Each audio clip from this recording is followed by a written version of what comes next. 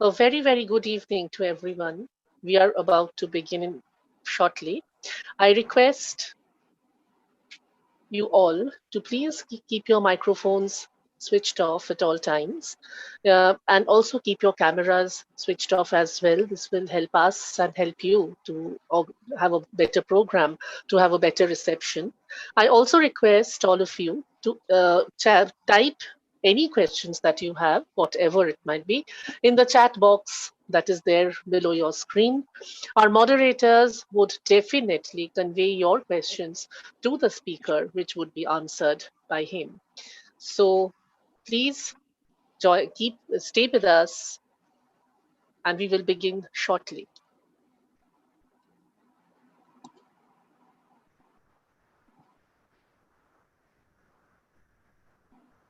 Maharani Kashishwari College has continuously been organizing several webinars and different types of programs. There were classes, new programs with the students, the Habitude class, there were recipe contests, and there were the regular webinars organized by the various departments.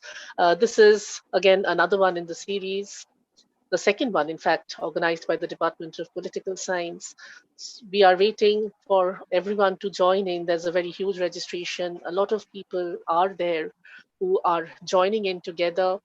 We will start off very soon with the webinar on the dilemma in public administration, changing dimension in public policy and governance in COVID-19 crisis, the pandemic that has hit the world very badly. And we will get to learn the different policies, the changes in the governance, and the changes in the policy patterns. So be with us and enjoy the webinar.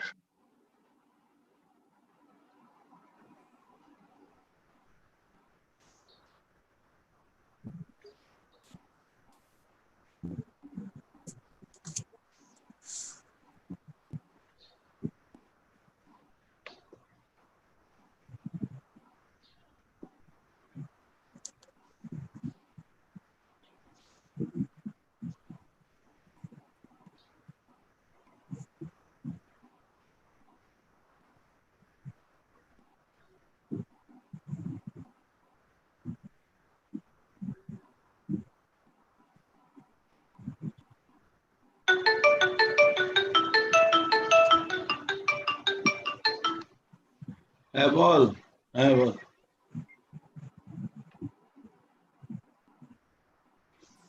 সাউন্ডটা দেখে নে তো আমার শোনা যাচ্ছে আচ্ছা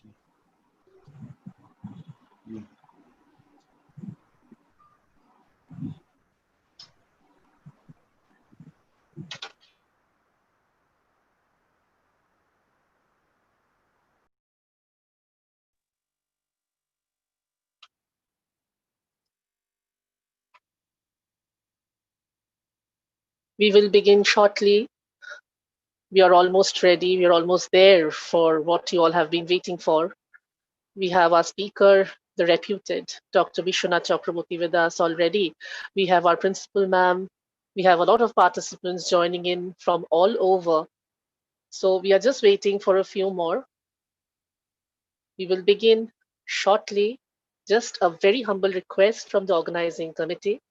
Keep yourselves muted at all times during the webinar. There is a chat box where you can write your questions, you can ask your queries, and the moderators will definitely put them forward to our speaker, our reputed speaker today, for whom we are all waiting eagerly. And you will please, we request you also to keep your cameras switched off. That will enable us to have a better program, that will enable you to have a better reception. We will begin in a few minutes time.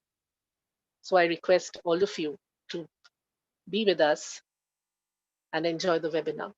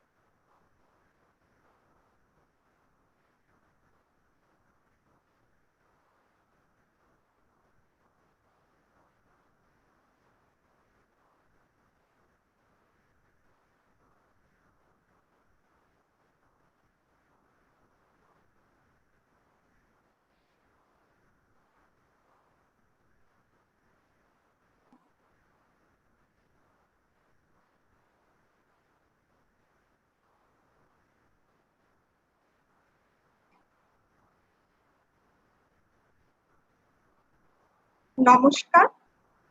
পরন্ত বিকেল সন্ধ্যে ঠিক সন্ধিক্ষণে দাঁড়িয়ে মহারানী কাশীশ্বরী কলেজের রাষ্ট্রবিজ্ঞান বিভাগের পক্ষ থেকে সকল উপস্থিত সুধীবৃন্দকে স্বাগত জানাই। আজ যে আন্তর্জালিক আলোচনাটি আয়োজন করা হয়েছে তার বিষয়টি অত্যন্ত সময়োপযোগী। কোভিড-19 মতো অতিমারী যখন বিশ্বের বিভিন্ন দেশে দাপিয়ে বেড়াচ্ছে, ভারতবর্ষ এর কুপ্রভাব থেকে এখনো মুক্ত হতে পারে। এখন বড় প্রশ্ন হচ্ছে রাষ্ট্রীয় কাঠামোয় সরকার ও তার প্রশাসনের ভূমিকাকে কেন্দ্র করে। এই সংকট থেকে মুক্ত হতে যেমন একদিকে গবেষকরা দিন-রাত গবেষণা চালিয়ে এই রোগ থেকে মুক্তির পথ খোঁজার চেষ্টা করছে, তেমনি অন্যদিকে সরকার তার কতটা সুশাসনের ডালি সাজিয়ে আমাদের পরিষেবা দিতে পারছে তার উপরই আসলে এই সংকট জয় করার অনেকটা পথ লুকিয়ে আছে বলে আমার মনে হয়। আর সেখানেই বেশ কিছু প্রশ্ন থেকেই যাচ্ছে। আজকের এই আলোচনাটির মধ্যে দিয়ে হয়তো আমাদের অনেক প্রশ্ন দিশা পাবে বা পাওয়ার চেষ্টা করবে, এই আশা নিয়েই আমরা আমাদের আলোচনা চক্রের সূচনা করছি।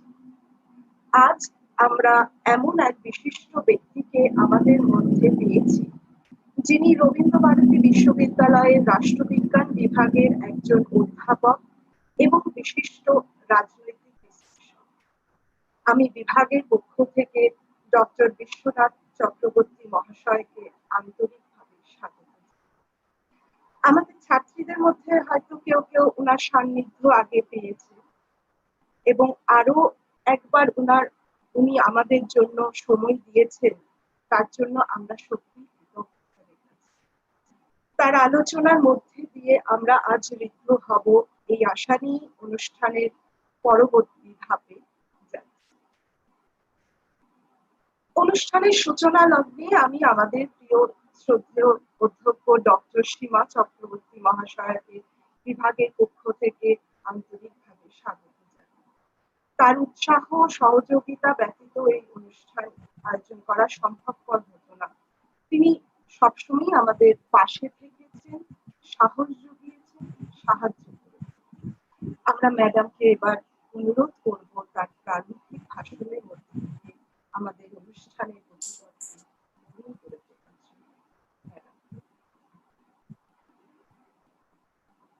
নমস্কার। হ্যালো, শোনা যাচ্ছে? হ্যালো। হ্যাঁ ম্যাডাম, শোনা যাচ্ছে। আজকে এই সুন্দর বিকেলে আমরা একটা অত্যন্ত জরুরি বিষয় নিয়ে বক্তব্য শুনব। আমাদের সকলেরই পরিচিত বিখ্যাত মানুষ প্রফেসর ডক্টর বিশ্বনাথ চক্রবর্তী মহাশয়। তিনি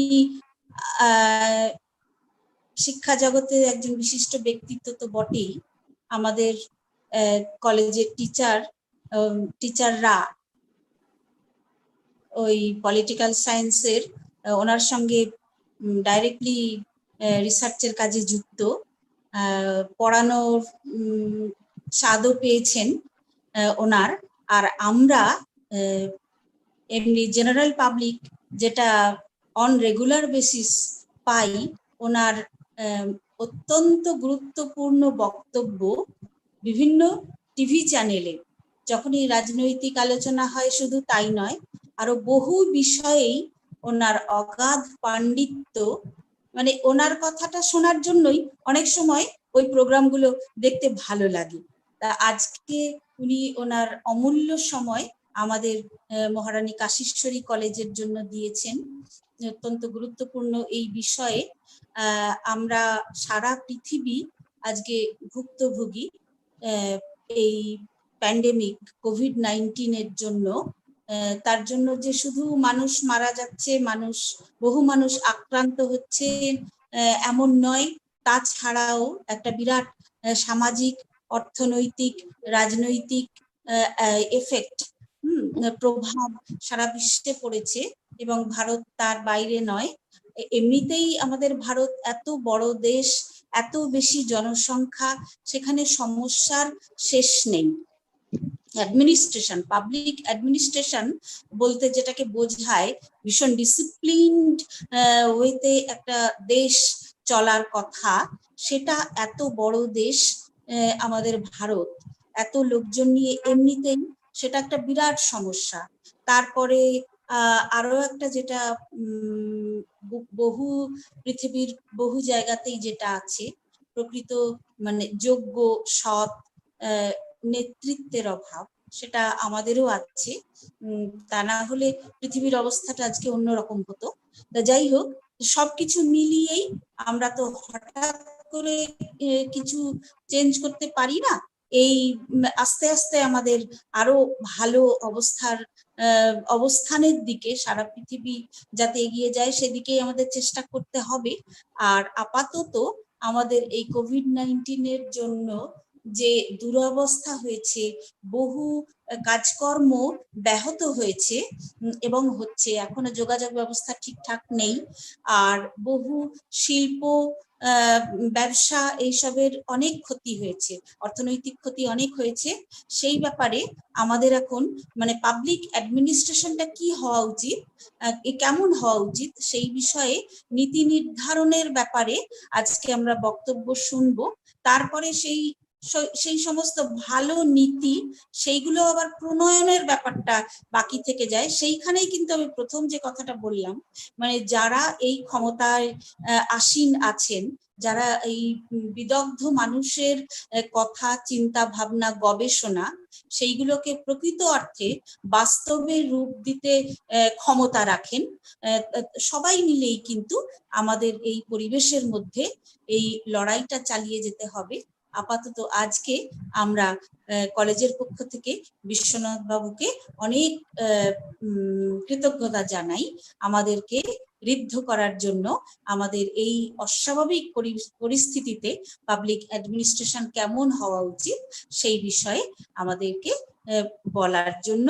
আমি আমাদের পল সায়েন্স ডিপার্টমেন্ট এবং আইকোয়াক মেম্বারদের এবং আমাদের সেমিনার স্টাডি সার্কেল কমিটির সবাইকে এত সুন্দর একটা অনুষ্ঠান আয়োজন করার জন্য সবাইকে আমি আন্তরিক কৃতজ্ঞতা জানাচ্ছি, এবং বিশ্বনাথ চক্রবর্তীকে মানে আমাদের মাঝে পেয়ে আবার আমাদের সকলের পক্ষ থেকে কৃতজ্ঞতা এবং আনন্দ জানাচ্ছি।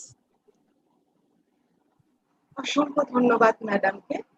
এরপরে আমি আইকোয়াকের তরফ থেকে কিছু বলার জন্য আইকিউসি কোঅর্ডিনেটর ডক্টর তপন কুমার চাঁদ মহাশয় অনুরোধ।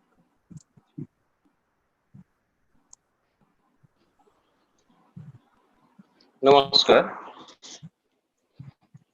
Respected Principal, respected resource person, Laden Scholar, participants, students, faculty members, and other dignitaries of this webinar.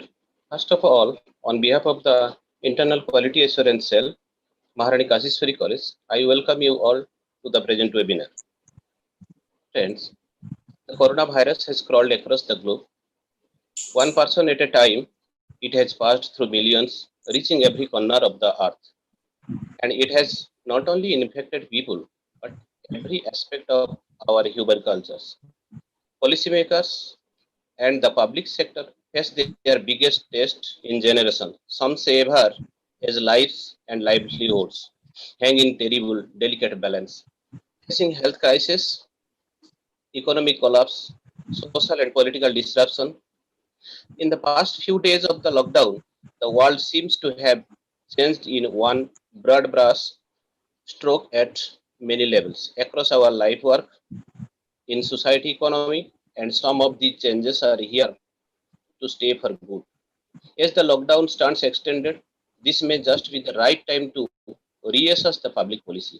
In short, it simply means preparing through anticipation to meet expectations.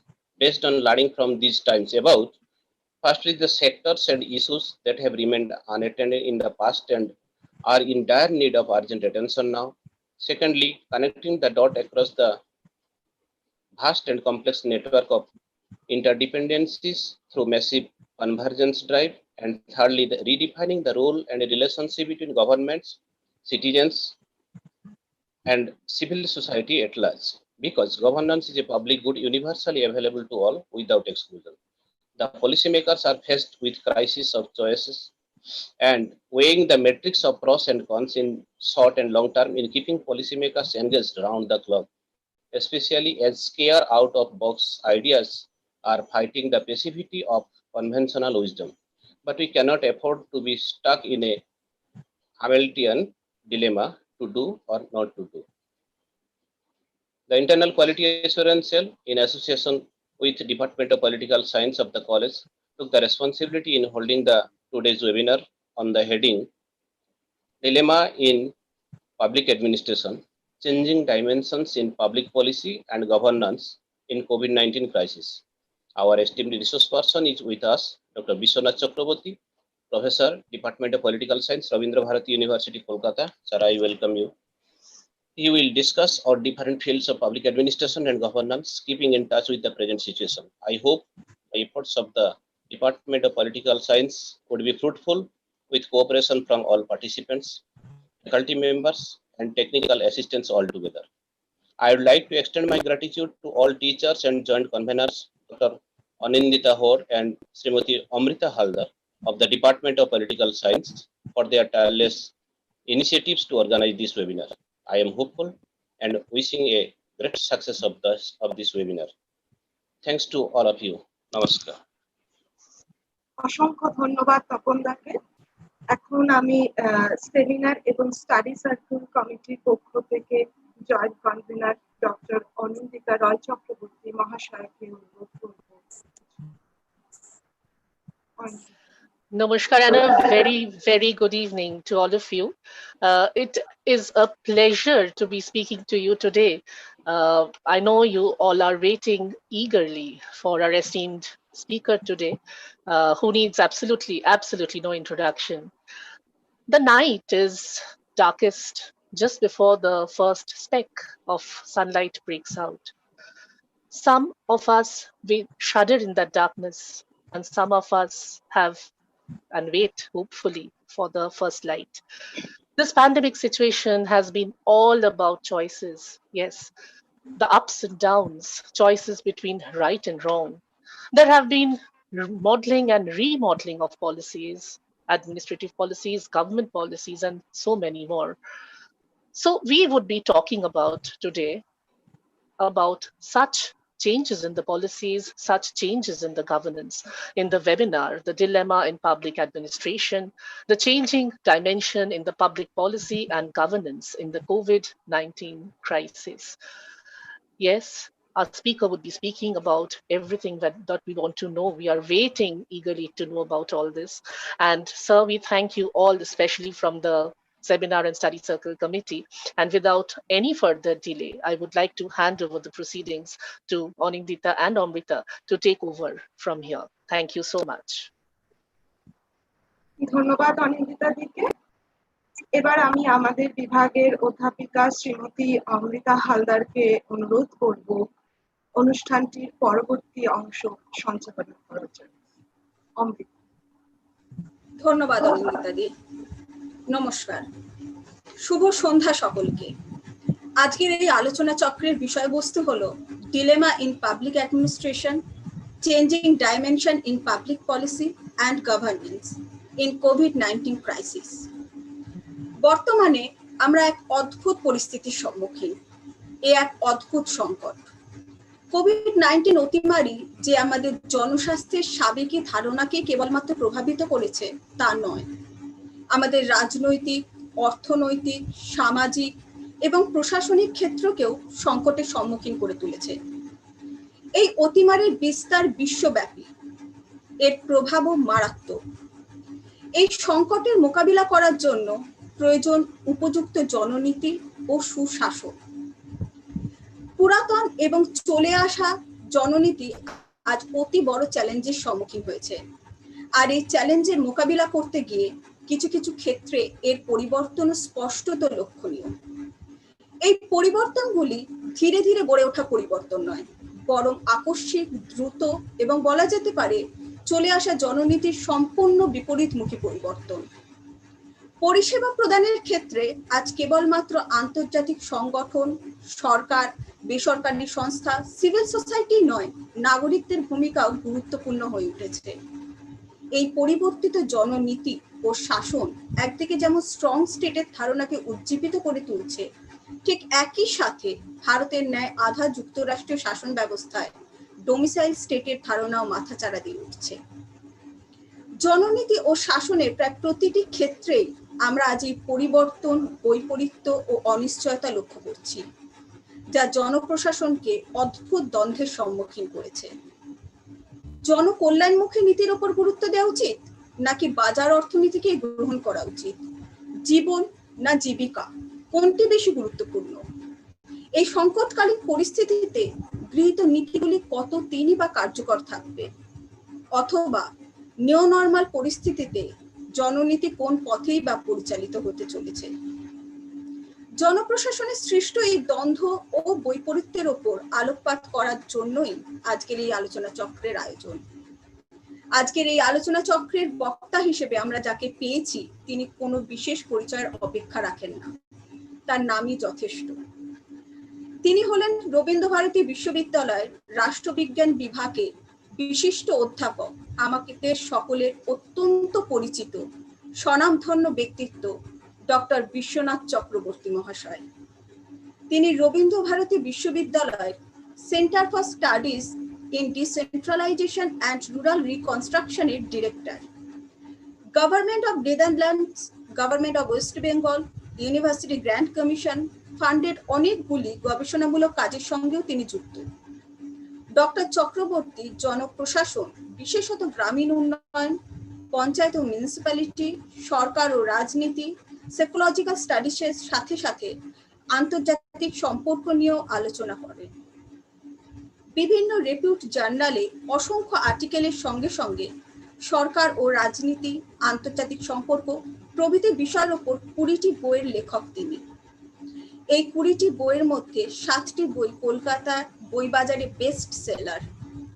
এছাড়াও তিনি বিভিন্ন জাতীয় ও আন্তর্জাতিক স্তরের সেমিনার, কনফারেন্স, ওয়ার্কশপে রিসোর্স পার্সনের ভূমিকা পালন করে থাকেন। ডক্টর চক্রবর্তী গণমাধ্যমে, বিশেষ করে রেডিও ও সংবাদ মাধ্যমে রাজনৈতিক বিশ্লেষক হিসেবে প্রায় বিভিন্ন আলোচনায় অংশগ্রহণ করেন। স্যার, আমরা সত্যিই ভাগ্যবান আজকে আপনাকে আমাদের মধ্যে পেয়ে। এবার আমি স্যারকে অনুরোধ করব তার মূল্যবান বক্তব্য উপস্থাপনার জন্য।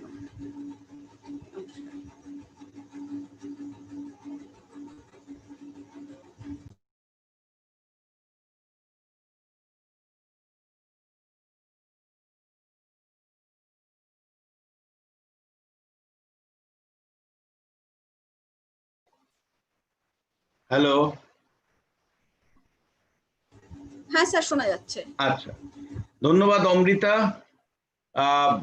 আমি শুরুতেই আমার একটা পুরনো অভিজ্ঞতার কথা বলতে চাই। এই অনিন্দিতা আমাকে বছর খানেক আগে এই মহারানী কাশেশ্বরী দেবী কলেজের পলিটিক্যাল সায়েন্স ডিপার্টমেন্টে একটি স্পেশাল লেকচারের জন্য বলল। তা আমি গেলাম, আমার ভীষণ ভালো লেগেছিল। ছাত্রছাত্রীরা, আমি জানি না আজকে কতজন আছে, আমার তাদের সাথে ইন্টারঅ্যাক্ট করে খুব ভালো লেগেছিল। তারপরে ম্যাডাম এর সাথে, প্রিন্সিপাল ম্যাডামের সাথে অনেকক্ষণ আলোচনা করে যখন বাড়ি ফিরলাম, তখন অনিন্দিতাকেই ফোন করে বললাম যে আমার খুব ভালো লেগেছে তোমাদের কলেজ। তা আবারও দ্বিতীয়বারের জন্য যখন অমৃতা বলছিল, সত্যি বলতে কি মানে লাস্ট 4 মাস ধরে ওয়েবিনার করে করে কিছুটা ক্লান্তও লাগছে এখন, কারণ ফিজিক্যালি যাওয়া, ফেস টু ফেস ইন্টারঅ্যাক্ট করা, তার যে মজা, আর এই প্রতিনিয়ত একটা ডিভাইসের সামনে বসে কথা বলা, মানুষ আশপাশে নেই, কেউ নেই, একটা পরে একটা নির্দিষ্ট সময় পরে সত্যি ক্লান্ত লাগে। এবং তার সাথে সাথে যেহেতু এখন স্টুডিওতেও আমরা যাই না, বাড়ির থেকেই করি, ফলে সব মিলে সত্যি একটা ক্লান্তি আসে। কিন্তু তারপরেও আমার ভীষণ পুরনো স্মৃতিটা মনে পড়লো যে মহারানী কাশীশ্বরী কলেজের যে গত 1 বছর আগে আমি গিয়েছিলাম, ছাত্রছাত্রীদের সাথে কথা বলেছিলাম, তাদের সাথে ইন্টারঅ্যাক্ট করেছিলাম, সেই স্মৃতিটা আমার কাছে খুব গুরুত্বপূর্ণ। তো সেই স্মৃতিটাকে আরো এগিয়ে নিয়ে যাওয়ার জন্য আমি বললাম ঠিক আছে চলো হবে। তা আমি শুরুতেই এই কলেজের যিনি প্রিন্সিপাল, অত্যন্ত ডাইনামিক প্রিন্সিপাল ডক্টর সীমা চক্রবর্তীকে আমি ধন্যবাদ জানাবো আবারও আমাকে আমন্ত্রণের বা বলবার আপনাদের সামনে সুযোগ করে দেওয়ার জন্য। আইকিউএসসি যিনি কোঅর্ডিনেটর তপন কুমার চাঁদ, ডক্টর তপন কুমার চাঁদ খুব সুন্দর ছোট্ট বক্তৃতা করেছেন, কিন্তু খুব সুন্দর বক্তৃতা করেছেন। অনিন্দিতা তো আমি আগেই বললাম যে আমাদের ছাত্রী প্লাস ও আজকের ওয়েবিনারের কনভেনার, বিভাগীয় প্রধান এবং assistant professor political science department of political science, Maharani Kashishwari college. অমৃতাও আমাদের ছাত্রী এবং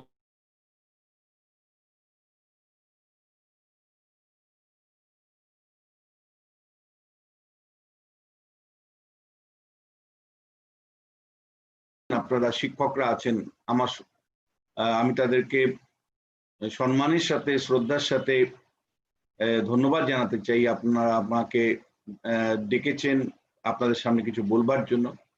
আমার প্রিয় ছাত্র ভাই ও ছাত্রীরা, তোমাদেরকে অসংখ্য ধন্যবাদ এই ওয়েবিনারে জয়েন করবার জন্য। আমি কি বলবো, আমি মূলত যে 40 মিনিটের মতন বলবো সেখানে 3-4টে বিষয়ে তোমাদেরকে আলোচনা করব। একটা হলো যে কোভিড ক্রাইসিস পাবলিক অ্যাডমিনিস্ট্রেশন এর কোন জায়গাগুলোতে পরিবর্তন সূচিত করছে এবং কেন করছে, এবং কনসেপচুয়ালি পাবলিক অ্যাডমিনিস্ট্রেশন এবং পাবলিক পলিসি সেখানে কি ধরনের একটা সংকট ডাইলেমা আমরা দেখতে পাচ্ছি, সেই ডাইলেমাগুলোকেই আমি পর্যালোচনা করতে চাই। এবং তারপরে এই 4 মাস অতিবাহিত হওয়ার পর আমরা কি সত্যি পাবলিক পলিসি বা গভর্নেন্সের কোনো নতুন রূপরেখা দেখতে পাচ্ছি? ফলে যে ক্রাইসিসটা আমরা ডিল করছি সেই ক্রাইসিস থেকে পাবলিক পলিসি, পাবলিক অ্যাডমিনিস্ট্রেশনের নতুন কোনো দিশা, নতুন কোনো ডাইরেকশন কি সত্যি দেখা যাচ্ছে? At the outset, I must say that at this moment, all the countries are self-isolating. Domestically, all the countries are facing a choice between opening their economy and exposing their population to further infection. এটা fact. এই মুহূর্তে সারা পৃথিবী জুড়েই একটাই বিতর্ক চলছে যে আমরা আমাদের ওল্ড নর্মাল গুলোকে, অর্থাৎ আমাদের স্বাভাবিক দৈনন্দিন জীবনযাত্রাকে আমরা পুরোপুরি উন্মুক্ত করে দিব, চালু করে দিব। আর যদি চালু না করি তাহলে যে অর্থনৈতিক সংকটের মধ্যে আমরা পড়েছি সেটা ভীষণ একটা হিউম্যান ক্রাইসিস তৈরি ইতিমধ্যেই করেছে। আগামী দিনে এই সংক্রমণ রোধ করতে গিয়ে যে আমরা সবকিছু বন্ধ করে আছি, তার ফলে আরো এমন হতেই পারে, এমন একটা পরিস্থিতি তৈরি হতে পারে যে মানুষ চাকরির অভাবে, খাবারের অভাবে হয়তো যত না কোভিডে মারা গেল তার থেকে বেশি মানুষ মারা গেল। পৃথিবী জুড়ে ল্যাটিন আমেরিকার কান্ট্রিগুলো একই সমস্যায় ভুগছে যে তারা অর্থনৈতিক উন্মুক্ত করে দিবে, আর যদি উন্মুক্ত করে তাহলে কোভিডের সংক্রমণ বাড়ছে সেটাও তারা লক্ষ্য করছে। উত্তর আমেরিকার সবচেয়ে শক্তিশালী দেশ আমেরিকারও একই প্রবলেম। ইউরোপের দেশগুলো কিছুদিন আগেই ফ্রান্স, জার্মানি তারা খুলে দিয়ে কার্যত ডিক্লেয়ার করে দিয়েছিল।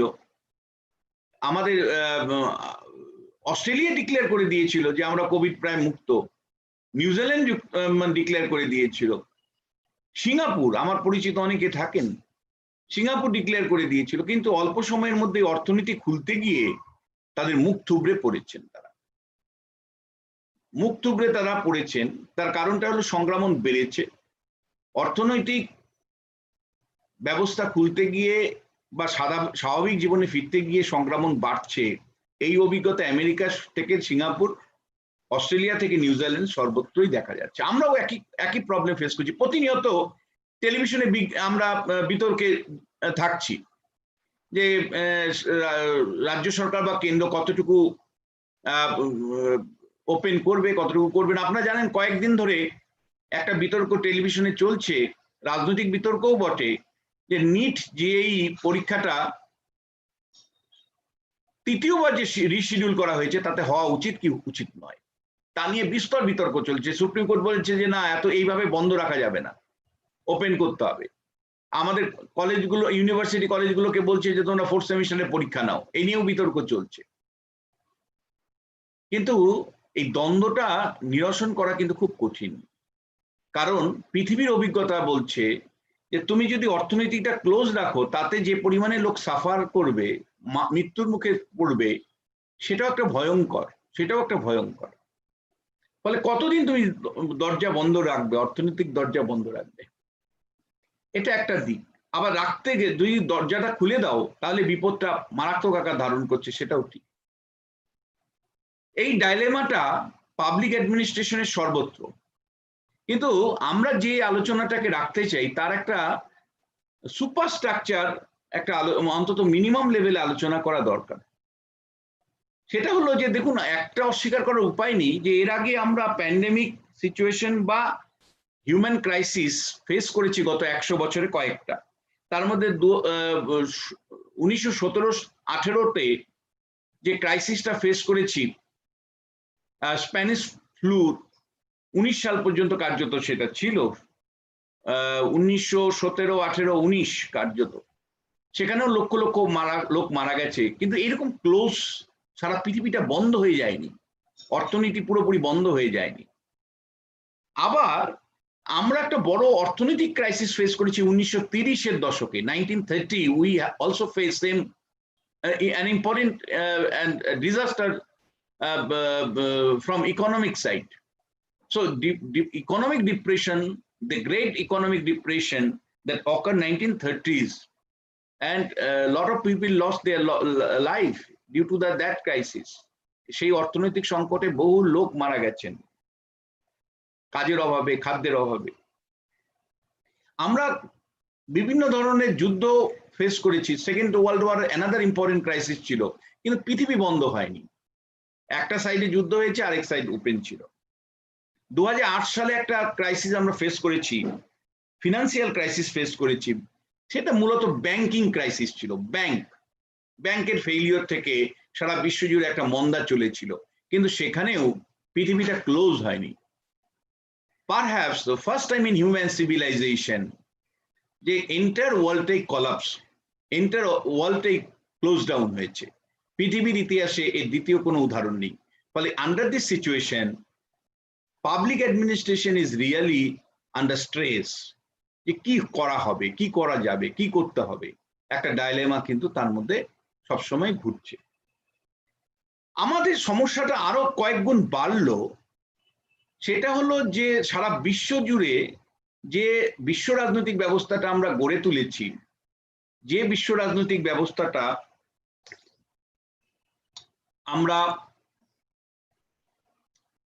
দ্বিতীয় বিশ্বযুদ্ধের পরে গড়ে তুলেছি, যেটা বেসিক্যালি বলা যায় মাল্টিল্যাটারালিজম বা বহু পাক্ষিকতাবাদ এবং ইন্টারন্যাশনাল ইনস্টিটিউশনের উপর দাঁড়িয়ে রয়েছে।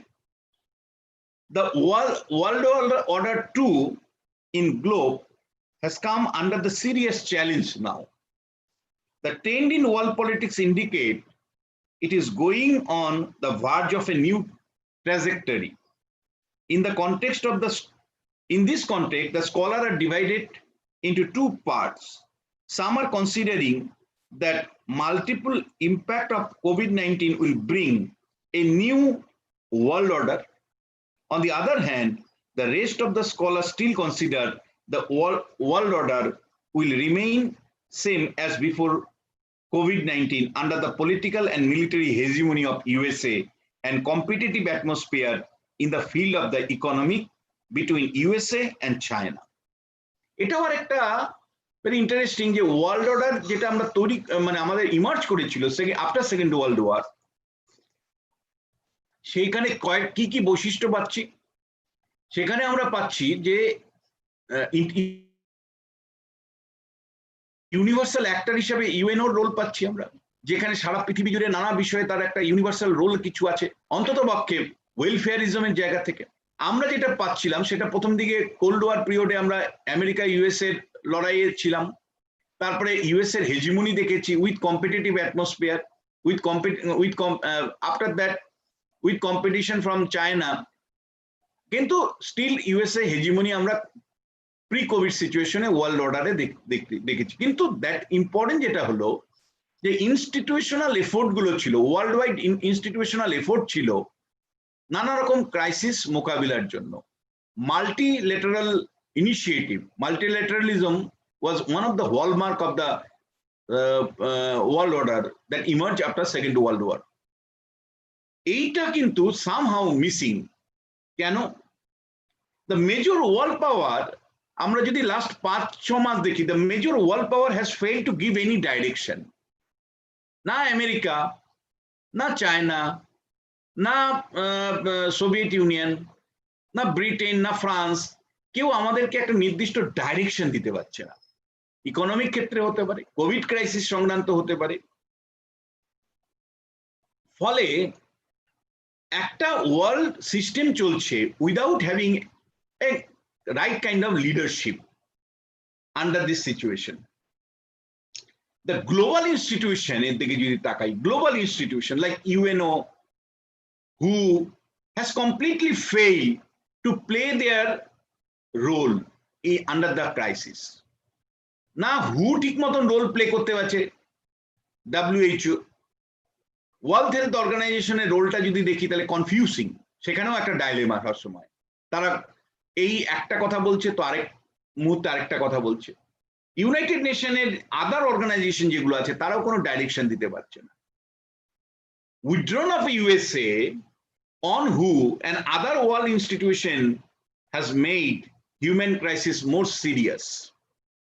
আমরা জানি আমেরিকা হুড থেকে নিজেকে সরিয়ে নিয়েছে, শুধু তাই নয় আরো অনেক প্রতিষ্ঠান থেকে সরিয়ে নিয়েছে, তার ফলে ক্রাইসিসটা আরো জেনারেট করেছে, কনফিউশন তৈরি হয়েছে। যে সিচুয়েশনটা তৈরি হয়েছে তাতে রিজিওনাল অর্গানাইজেশন হিসেবে যাদেরকে আমরা প্রশংসা করছিলাম, European union say for instance, European Union has failed to show any path এবং রিফিউজ করছে ইউরোপিয়ান ইউনিয়ন। তারা কোলাবোরেটিভ প্রোগ্রাম যে উদ্যোগ আমরা এক্সপেক্ট করি একটা রিজিওনাল অর্গানাইজেশন থেকে, সেই রোলটাও তারা প্লে করতে পারছে না। তাহলে এন্টার ওয়ার্ল্ড যদি লক্ষ্য করা যায় তাহলে institutional decline of institution, decline of the role of super power এবং কোনো কোঅর্ডিনেটিং ইনিশিয়েটিভ ওয়ার্ল্ড ওয়াইড আমরা পাচ্ছি না। হুর মতন প্রতিষ্ঠানের রোল কনফিউজিং। ফলে সব মিলে একটা ক্রাইসিসটা আরো এক্সাজারেট করছে, অ্যাগ্রেভেটেড করছে এবং ক্রাইসিসটা আরো বেশি ডিপেন্ডিং হচ্ছে। এটা কিন্তু এরকম যে ওয়ার্ল্ড একটা সিচুয়েশন তৈরি হচ্ছে, সেটাও কিন্তু পাবলিক অ্যাডমিনিস্ট্রেশনের পক্ষে একটা চ্যালেঞ্জ। যে এইরকম একটা প্রিভেলিং ওয়ার্ল্ড সিচুয়েশনে পাবলিক অ্যাডমিনিস্ট্রেশন কোন ডাইরেকশনে কাজ করবে, কিভাবে কাজ করবে। তার কারণটা হলো ক্রাইসিস পিরিয়ডে পাবলিক অ্যাডমিনিস্ট্রেশনকে যে একটা কনসেনসাসের ভিত্তিতে ডাইরেকশন তার পাওয়ার কথা ছিল সে পাচ্ছে না। বিভিন্ন দেশ বিভিন্নভাবে এটাকে অ্যাড্রেস করবার চেষ্টা করছে, কোনো দেশ সাকসেস হচ্ছে তো কোনো দেশ ফেল করছে। ধরা যাক ভারতবর্ষের কথা, আমরা ইমিডিয়েটলি মানে লকডাউনে ডাকলাম, এবার লকডাউন ক্ষেত্রে আমাদের অ্যাডমিনিস্ট্রেটিভ ডিসিশনের মধ্যে অনেক ডাইলেমা থাকলো। সেটা হলো ইমিডিয়েটলি আমরা লেবার মুভমেন্টকে বন্ধ করলাম বটে, আবার 1.5 মাস পরে আমরা আবার লেবার মুভমেন্ট স্টার্ট করলাম। মাইগ্রেন্ট লেবাররা যে যার বাড়িতে ফিরতে লাগলো, এবং মাইগ্রেন্ট লেবারের মধ্য দিয়ে কিন্তু কোভিড স্প্রেড করলো, এটা নিয়ে কোনো বিতর্ক নেই। রুরাল এলাকাগুলো আনএফেক্টেড ছিল। মাইগ্রেন্ট লেবার মুভমেন্টের আগে যদি আমরা দেখি তাহলে 326টা ডিস্ট্রিক্ট কোভিড মুক্ত ছিল, রুরাল ডিস্ট্রিক্ট গুলো। কিন্তু যেই মুহূর্তে মানে আমরা সিদ্ধান্ত রাইট টাইমে নিতে পারিনি। আমাদের এখন আমরা ভাবছি যে আগে যদি মাইগ্রেন্ট লেবারদেরকে সেটেল করে দিয়ে তারপরে আমরা লকডাউন করতাম, দ্যাট ওয়াজ দ্য বেটার। কিন্তু এই ডাইলেমাটা আমাদের অ্যাডমিনিস্ট্রেশন, এটা কোনো পলিটিক্যাল হটকারিতা নিয়েছে তা নয়। অ্যাডমিনিস্ট্রেশনে যারা বসে আছে তারা কোনো গাইডলাইন পাচ্ছিল না, কারণ ওয়ার্ল্ড ওয়াইডই কোনো ডাইরেকশন ছিল না, কোনো গাইডলাইন দিতে পারেনি। ফলে এই প্রবলেমগুলো মানে ডিসিশন ঠিক মতো না নেওয়ার জন্য অ্যাডমিনিস্ট্রেশনের জায়গা থেকে প্রবলেমগুলো অনেকটা কোথাও কোথাও খুব বেড়েছে। আবার কোনো কোনো রাষ্ট্র সেটা কিন্তু অনেক ভালোভাবে ম্যানেজ করতে পেরেছে। আমরা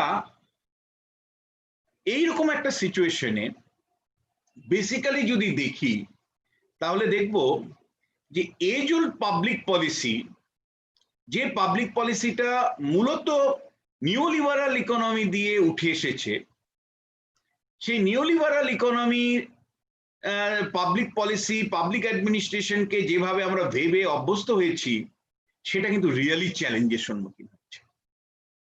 পাবলিক পলিসি লাস্ট যে মেজর কার্ভটা হয়েছিল সেটা 1990 সালের পর থেকে, 90 থেকে 2000 সালের মধ্যে কি হয়েছিল।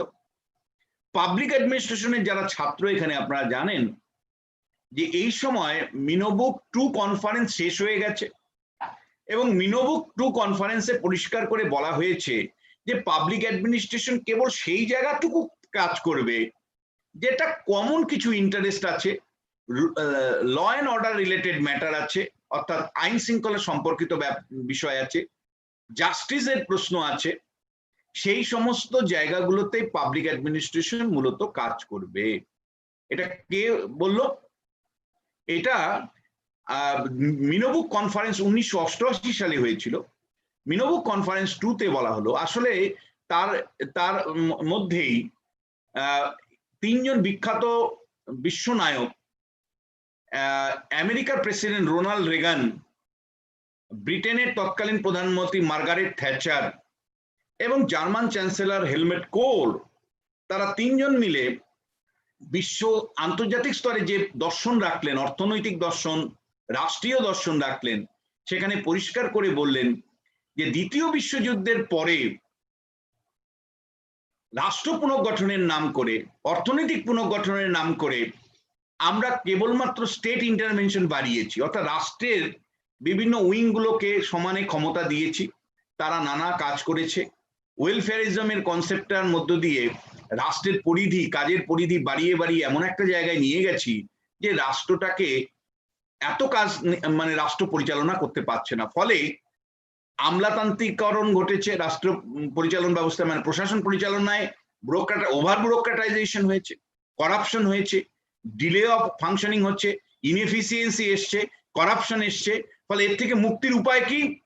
মুক্তির উপায় এই হেলমেট কোল, চ্যান্সেলর হেলমেট কোল, মার্গারেট থ্যাচার এবং রেগন 3 জনে যে দর্শনটা আমাদের সামনে আনলেন তাতে পরিষ্কার করে বলেন যে ভাই রাষ্ট্রের এই ভূমিকা, পাবলিক অ্যাডমিনিস্ট্রেশন এই ভূমিকাটাকে ছোট করে দাও। সেটাই আনুষ্ঠানিকভাবে মিনোবুক 2 কনফারেন্সে আমরা আমাদেরকে জানিয়ে দেওয়া হলো যে এখন থেকে পাবলিক অ্যাডমিনিস্ট্রেশন কেবলমাত্র যে এসেনশিয়াল সার্ভিসগুলো, যে বাজার থেকে দ্রব্য কিনতে পারছে না, পরিষেবা কিনতে পারছে না, তাদের জন্য কিছু পরিষেবা দেবে, ল অ্যান্ড অর্ডার মেনটেন করবে, জাস্টিসকে অ্যাসিওর করবে, আর বাদ বাকি সবটাই বাজারের হাতে অর্থাৎ মার্কেটের হাতে ছেড়ে দিতে হবে। Market will provide service more better way, more efficient way. ফলে এইবার আমরা দেখলাম আমাদের ভারতবর্ষের মতন দেশেও, ইউরোপে তো বটেই, আমাদের মতন দেশেও, এশিয়ার দেশগুলোতেও আমাদের বেসরকারি সংস্থার উপর জোর বাড়লো, বাজার অর্থনীতির উপর জোর বাড়লো, পাবলিক অ্যাডমিনিস্ট্রেশনে অনেক কাজ আমরা গুটিয়ে নিলাম, মানে অনেক কোম্পানি বন্ধ করে দিলাম, ইন্ডাস্ট্রি থেকে হাত বন্ধ করে দিলাম, এবং অনেকটা বলা যায় rolling back of the state, রাষ্ট্রের ভূমিকাটাকে গুটিয়ে নেওয়ার চেষ্টা হলো। যদিও তুলনামূলকভাবে আবারও বলছি ভারতবর্ষ পারেনি, কারণ নির্বাচনী রাজনীতি থাকার ফলে যখনই কোনো কিছু বিক্রি করতে গেছে তখনই অপোজিশন থেকে কিন্তু ফোর্সফুলি সেটাকে আটকানোর চেষ্টা করা হয়েছে।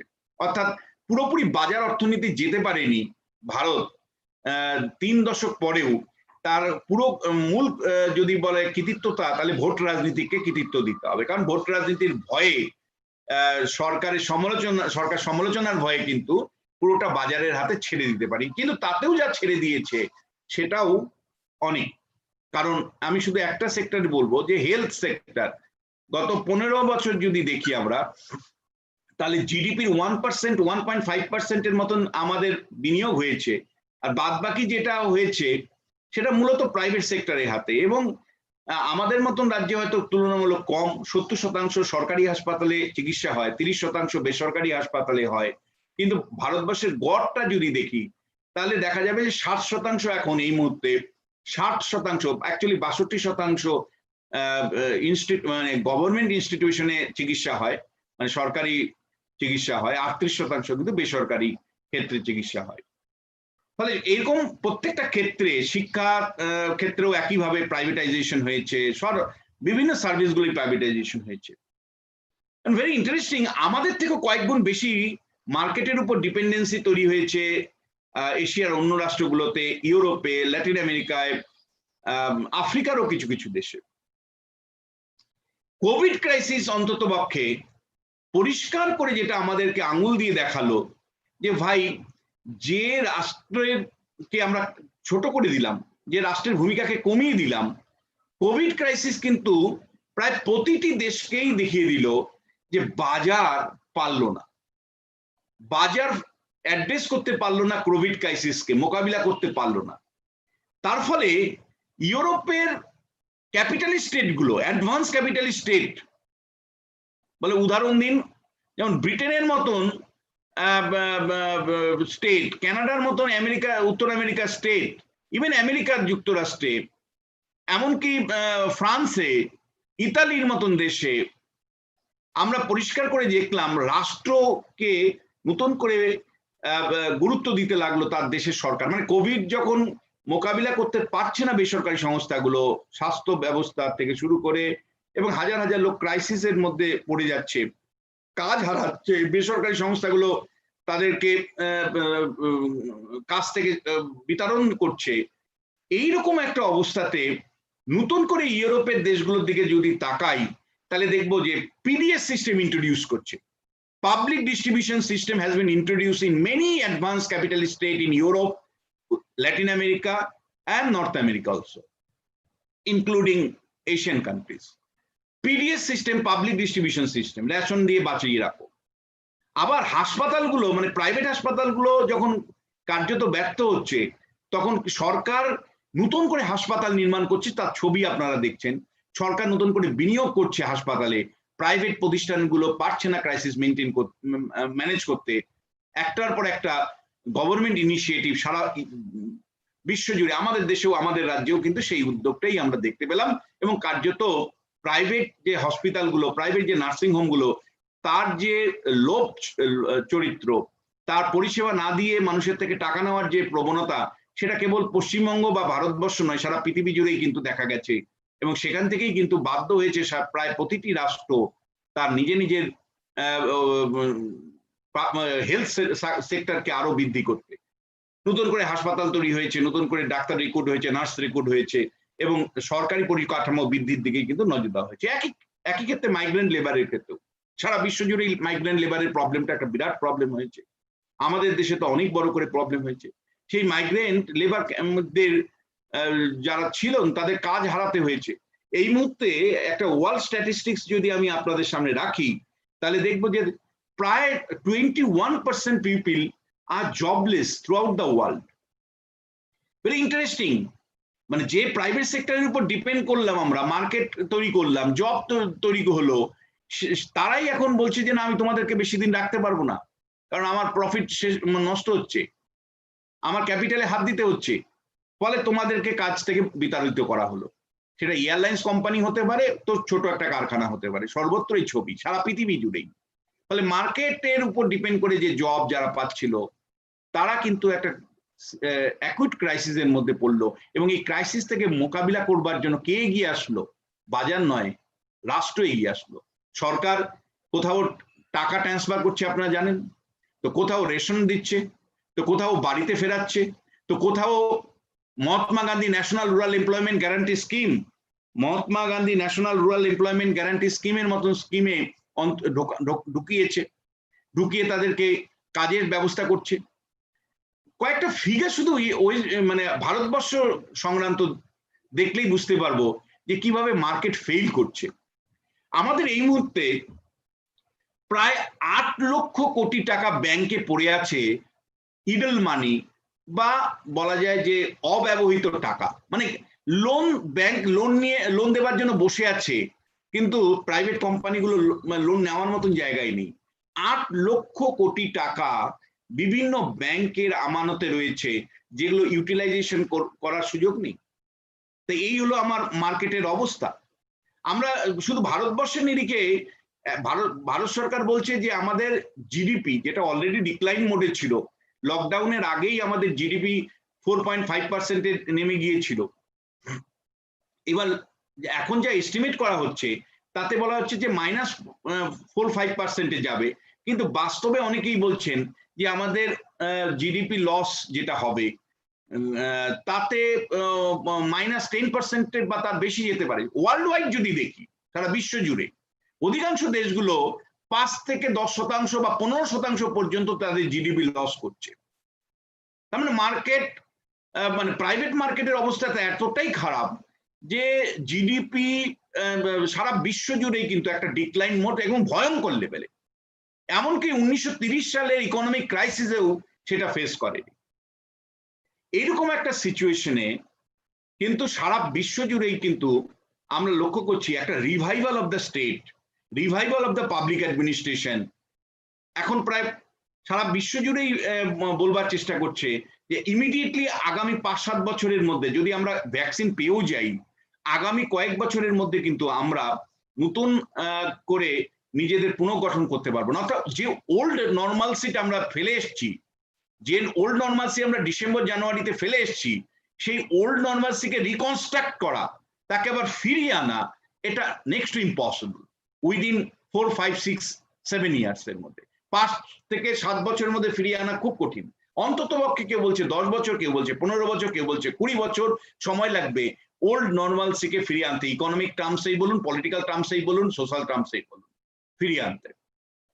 এখন এইরকম একটা সিচুয়েশনে প্রায় সারা পৃথিবী জুড়েই কিন্তু একটা আওয়াজ উঠছে যে তাহলে কিন্তু আমাদেরকে রাষ্ট্রকে শক্তিশালী করতে হবে, আবার আমাদেরকে কিন্তু ফিরে আসতে হবে আবার পাবলিক অ্যাডমিনিস্ট্রেশনের উপর, অর্থাৎ জনপ্রশাসনকে আমাদের শক্তিশালী করতে হবে এবং রাষ্ট্র ব্যবস্থাকে শক্তিশালী করে আমাদেরকে এগিয়ে আসতে হবে এই ওল্ড নর্মালসিকে যদি ফিরিয়ে আনতে হয়। এবং সেটাও অনেক বছরের মানে সময় সাপেক্ষ বিষয় হবে। সারা বিশ্ব জুড়ে যদি যে অভিজ্ঞতাটা আমি বলছি সেটা ফ্রান্সের হতে পারে, মানে জাপানের হতে পারে, অস্ট্রেলিয়ায় হতে পারে, আমাদের দেশে হতে পারে, রাষ্ট্র কিন্তু বড়ভাবে এগিয়ে আসছে। আমরা জানি যে আমাদের দেশ 20 লক্ষ কোটি টাকার প্যাকেজ ঘোষণা করেছে। এই 20 লক্ষ কোটি টাকার মধ্যে ডাইরেক্ট 2 লক্ষ কোটি টাকার গরিব মানুষকে ট্রান্সফার করা হচ্ছে, ক্যাশ ট্রান্সফার হচ্ছে, আর বাদ বাকি যে 18 লক্ষ টাকা তাকে সেখানে অর্থনীতিকে নতুন করে চাঙ্গা করা, নতুন করে মানে রিভাইভালের উদ্যোগ নেওয়া, বিশেষ করে লোনের মাধ্যমে সেগুলোকে উদ্যোগ নেওয়ার কিন্তু সরকার বিভিন্ন প্যাকেজ ঘোষণা করেছে, সেটা আপনি জানেন। এটা শুধু আমাদের দেশে নয়, সারা বিশ্ব জুড়েই। তার মানে রাষ্ট্রের মধ্য দিয়ে আবার পুনর্গঠন প্রক্রিয়ায় কথাই কিন্তু সবাই বলছেন, এবং সেখানে পাবলিক অ্যাডমিনিস্ট্রেশনের গুরুত্বটা আলাদাভাবে আসছে।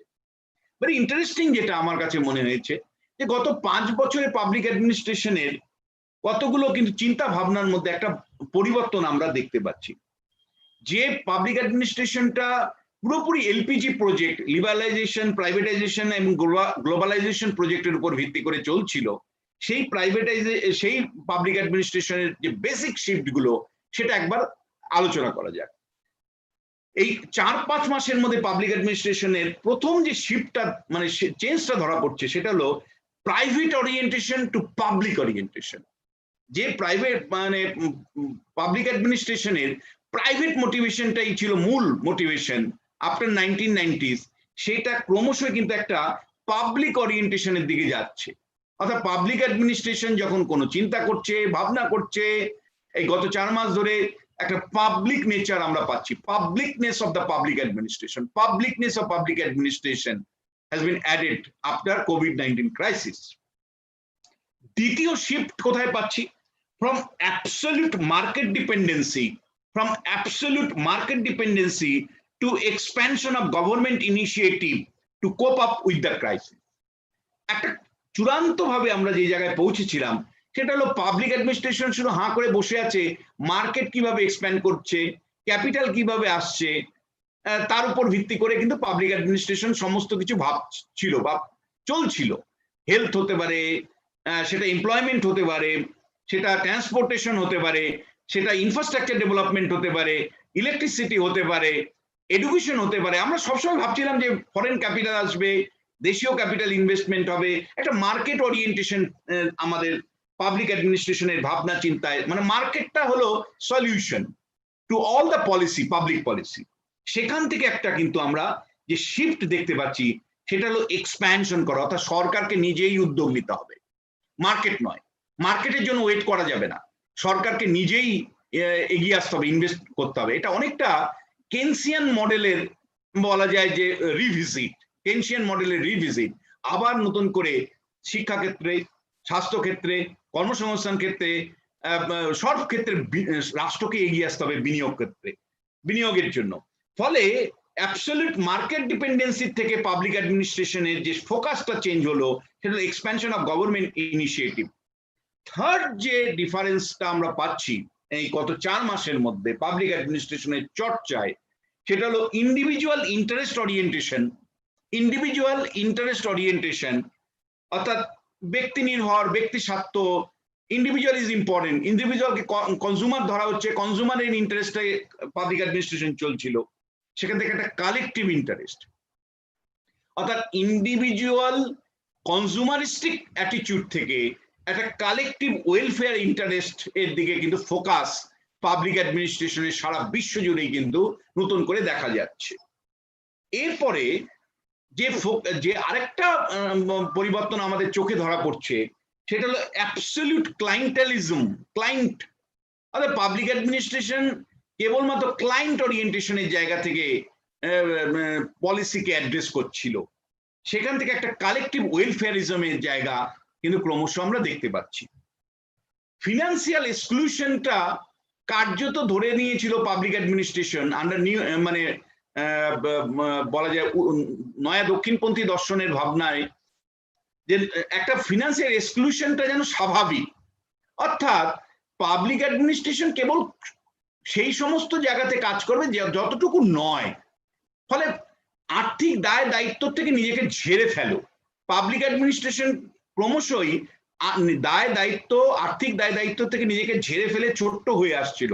সেখান থেকে কিন্তু ফিনান্সিয়াল ইনক্লুশন, আরো লোককে যুক্ত করো, আরো লোককে যোগ দাও, আরো লোককে হাসপাতালের সার্ভিসের আন্ডারে আনো, সরকারি হাসপাতালের সার্ভিসের আন্ডারে আনো, শিক্ষার আন্ডারে আনো বা অন্য পলিসিগুলোর আন্ডারে আনো। এই অ্যাপ্রোচটা কিন্তু আমরা ক্রমশই পাবলিক অ্যাডমিনিস্ট্রেশনের মধ্যে দেখতে পাচ্ছি।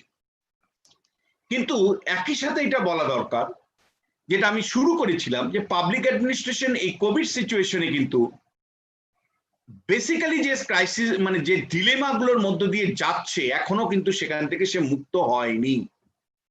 মানে 4 মাসের অভিজ্ঞতা বা 5 মাসের অভিজ্ঞতার পরেও পাবলিক অ্যাডমিনিস্ট্রেশন কতগুলো দোদুল্যমান জায়গা তৈরি করেছে, কতগুলো নিজের সাথে নিজের লড়াইয়ের জায়গা তৈরি করেছে। যেমন দ্য ফার্স্ট যে ডিবেট কতগুলো তৈরি হচ্ছে, তার মধ্যে ফার্স্ট ডিবেটটা হলো যে ওয়েলফেয়ারিজমের উপর না মার্কেট ডাইমেনশন। এখনো ওল্ড গার্ড যারা, মানে যারা মার্কেট এর প্রবক্তা, যারা নয়া উদারবাদী ভাবনার প্রবক্তা, তারা এখনো বলে যাচ্ছে এই তো ভ্যাকসিন এসে গেল, আর আমরা ওল্ড নর্মালে ফিরে যাব, আর কিছুদিন অপেক্ষা করতে হবে। কিন্তু মেজর পাবলিক অ্যাডমিনিস্ট্রেশনের থিওরিস্টরা বলছেন যে পাবলিক অ্যাডমিনিস্ট্রেশনের এই যে ফোকাস, নতুন ফোকাস যেগুলো আমি আলোচনা করলাম, সেটা কন্টিনিউয়াসলি চালিয়ে যেতে হবে। অর্থাৎ ওয়েলফেয়ারিজমের জায়গাটাকে অ্যাসিওর করে যেতে হবে। পাবলিক অ্যাডমিনিস্ট্রেশনের দায় দায়িত্ব কর্তব্য যেটা বেড়েছে কোভিড সিচুয়েশনে, সেটা আরো বাড়বে এবং সেটাকে টেনে নিয়ে যেতে হবে আরো। ফলে এটাকে কেন্দ্র করে একটা বিতর্ক তৈরি হয়েছে বা চলছে গত কয়েক মাস ধরে, যে কতটুকু ওয়েলফেয়ারিজমে যাব, নাকি মার্কেট ডাইমেনশন যার উপর ভিত্তি করে ওল্ড নর্মাল চলছিল সেটা আর এসে যাচ্ছে, আর কয়েক মাস মধ্যে চলে আসবে। এখান থেকে কিন্তু গা ঝাড়া দিয়ে আমরা একটা নির্দিষ্ট ডাইমেনশন তৈরি করতে পারিনি, ডাইরেকশন তৈরি করতে পারিনি। এটাই একটা বড় ডিলেমা। দ্বিতীয় ডাইলেমাটা হলো দ্য কন্টিনিউইটি অ্যান্ড ডিসকন্টিনিউটির মধ্যে, যে যেভাবে ওল্ড নর্মাল চলছিল, পাবলিক অ্যাডমিনিস্ট্রেশনের প্র্যাকটিস চলছিল, প্রিন্সিপালস গুলো ইমপ্লিমেন্ট করা হচ্ছিল, সেটা ওল্ড ফ্যাশনে, ওল্ড নর্মালে, আর নাকি আমরা নিউ নর্মালে যাব। অর্থাৎ একটা কন্টিনিউইটি যেভাবে আমরা দেখে আসছিলাম পাবলিক অ্যাডমিনিস্ট্রেশনের চর্চায়, পলিসি নির্মাণের ক্ষেত্রে, যেমন একটা উদাহরণ দেওয়া যাক, পৃথিবীর যে কোনো দেশের পলিসি তৈরিতে আমরা জানি public participation is very important. এবং পাবলিক পার্টিসিপেশন প্রথমে ইনস্টিটিউশনাল পার্টিসিপেশন, যেটা পার্লামেন্টের মাধ্যমে হয়, পার্লামেন্টে আইন হয়, এবং আইনটা তৈরি করতে গেলে পাবলিক ডিবেট আমরা আহ্বান করি। পাবলিক ডিবেটের মধ্য দিয়ে পার্লামেন্টে যে আইনটা তৈরি হলো তার মধ্য দিয়ে নীতি তৈরি হয়, এবং সেটা বাই ল যখন তৈরি হয়, অর্থাৎ বিধি তৈরি হয়, তখন সেটা ইমপ্লিমেন্টেশন করি আমরা। তার মানে একটা এটা হলো ওল্ড কন্টিনিউইটি। এইভাবেই কি পাবলিক অ্যাডমিনিস্ট্রেশনের আজকে ইমার্জেন্সিকে ফেস করবে? অর্থাৎ ইনস্টিটিউশনালাইজেশনের মধ্য দিয়ে পাবলিক অ্যাডমিনিস্ট্রেশন কাজ করে অভ্যস্ত, সেই ওল্ড সিস্টেমটাকেই সে এগিয়ে নিয়ে যাবে? এই ক্রাইসিস পিরিয়ডে কি সেটাই কাম্য, নাকি সে কিছুটা গ্যালোপিং অবস্থা নেবে, অর্থাৎ কয়েকটা স্টেজকে বাদ দিয়ে ইমার্জেন্সির প্রেক্ষিতে পাবলিক পলিসিগুলো তৈরি হবে, প্রোগ্রামগুলো তৈরি হবে? এটা কিন্তু আমি বলছি সারা বিশ্বের যে স্কলার যারা আছেন তাদের মধ্যে একটা বিতর্ক চলছে। কেউ বলছে যে না, আমরা যেভাবে ইনস্টিটিউশনাল ফ্রেমওয়ার্কের মধ্য দিয়ে পাবলিক পলিসি তৈরি করি, সেই that old should be continued. কিন্তু অনেকেই বলছেন এই ক্রাইসিস পিরিয়ডে ইনস্টিটিউশনাল প্রক্রিয়ার মধ্য দিয়ে পলিসি তৈরি করা এবং ইমপ্লিমেন্টেশন করা কার্যত বোকামি হবে, এবং সেখান থেকে আমাদের সরে এসে ইমার্জেন্সি সিচুয়েশনের প্রেক্ষিতে আমাদের প্রোগ্রাম পলিসিগুলো তৈরি এবং সেই অনুযায়ী ইমপ্লিমেন্ট করতে হবে। একটা ডিবেট কিন্তু সারা বিশ্ব জুড়ে একাডেমিক্স, পাবলিক অ্যাডমিনিস্ট্রেশনের বিশেষজ্ঞদের মধ্যে চলছে। আরেকটা হলো পার্মানেন্সি ভার্সেস অ্যাডভোকেসি। অনেকেই বলছেন যে ভাই, এই যে নতুন নিউ নর্মালটা তৈরি হলো কোভিড সিচুয়েশনে, দ্যাট উইল কন্টিনিউ। পাবলিক অ্যাডমিনিস্ট্রেশনের যে প্রোগ্রাম পলিসি বা নীতিগুলো তৈরি করছি আমরা, সেটা জানি দীর্ঘমেয়াদীর কথা ভেবে করি, এটা কিন্তু অ্যাডহক ভিত্তিতে করাটা ঠিক হবে না। কিন্তু আবার বহু পাবলিক অ্যাডমিনিস্ট্রেশনের প্রবক্তা বলছেন যে না, এটা কিছুদিনের একটা phase, and that phase will pass very soon with the introduction of the COVID vaccine. ফলে অ্যাডভোকেসির ভিত্তিতে যতটুকু নয় ততটুকু করো। এটাও আমি বলছি সারা বিশ্ব জুড়ে পাবলিক অ্যাডমিনিস্ট্রেশনের মানুষদেরকে একটা ডিলেমার মধ্যে ফেলে রেখেছে, যে পার্মানেন্সি আর অ্যাডভোকেসির মধ্যে কোন প্রিন্সিপালটাকে তারা গুরুত্ব দিবে। নেক্সট যে ডাইলেমা আছে সেটা হলো transparency versus public order. That is very important. Transparency অর্থাৎ স্বচ্ছভাবে যে কোনো জিনিস প্রবাহিত হবে, নাকি পাবলিক অর্ডারের নাম করে কেবলমাত্র অতটুকু ইনফরমেশন দেওয়া হবে পাবলিককে যতটুকু তার প্রয়োজন। আপনি জানেন পশ্চিমবাংলাতে এই ডিবেটটা হয়েছে যে কোভিড রিলেটেড যে ডেটা, সেই ডেটা নিয়ে প্রচুর বিতর্ক হয়েছে, এবং কোভিডের ডেথ সংক্রান্ত ডেটা হতে পারে, সেটা হাসপাতাল সংক্রান্ত ডেটা বা অন্য ইনফ্রাস্ট্রাকচার রিলেটেড যে ডেটাগুলো, সেগুলো নিয়ে দিনের পর দিন আমরা টেলিভিশনে ডিবেট করেছি। তার কারণটা হলো সরকারের একটা ভাবনা ছিল, এবং এই ভাবনাটা রাজ্য সরকার নিজের মতন করেছে তাও ভাবার কারণ নেই। সারা বিশ্বজুড়ে পাবলিক অ্যাডমিনিস্ট্রেশনের অনেকেই বলছিলেন যে পাবলিককে ততটুকুই ইনফরমেশন দেওয়া হোক যতটুকু তার প্রয়োজন। অর্থাৎ সবটাই ট্রান্সপারেন্ট ওয়েতে ডিল করলে চলবে না। Public administration under the covid situation should not deal full transparent way. কারণ তুমি যদি সবগুলো তথ্য দিয়ে দাও মানুষকে, মানুষ ঘাবড়ে যেতে পারে, একটা পাবলিক ডিসঅর্ডার তৈরি হতে পারে। ফলে ট্রান্সপারেন্সি আর পাবলিক অর্ডারের মধ্যে কোনটাকে গুরুত্ব দিব তা নিয়ে একটা ডিলেমা আছে। যদিও আজকে 4 মাস ধরে এই ডিবেটটা চলবার পর এখন কিন্তু সারা বিশ্ব জুড়ে পাবলিক অ্যাডমিনিস্ট্রেশনের নীতি নির্ধারণকারীরা, পাবলিক অ্যাডমিনিস্ট্রেশনের বিশেষজ্ঞরা বলছেন যে না, কোভিড এর মতন ক্রাইসিসে all data should be transparent, all data should be communicated to all the citizens. অর্থাৎ এখন কিন্তু ডিবেটটা বলা যায় কিছুটা মিয়মান হয়েছে।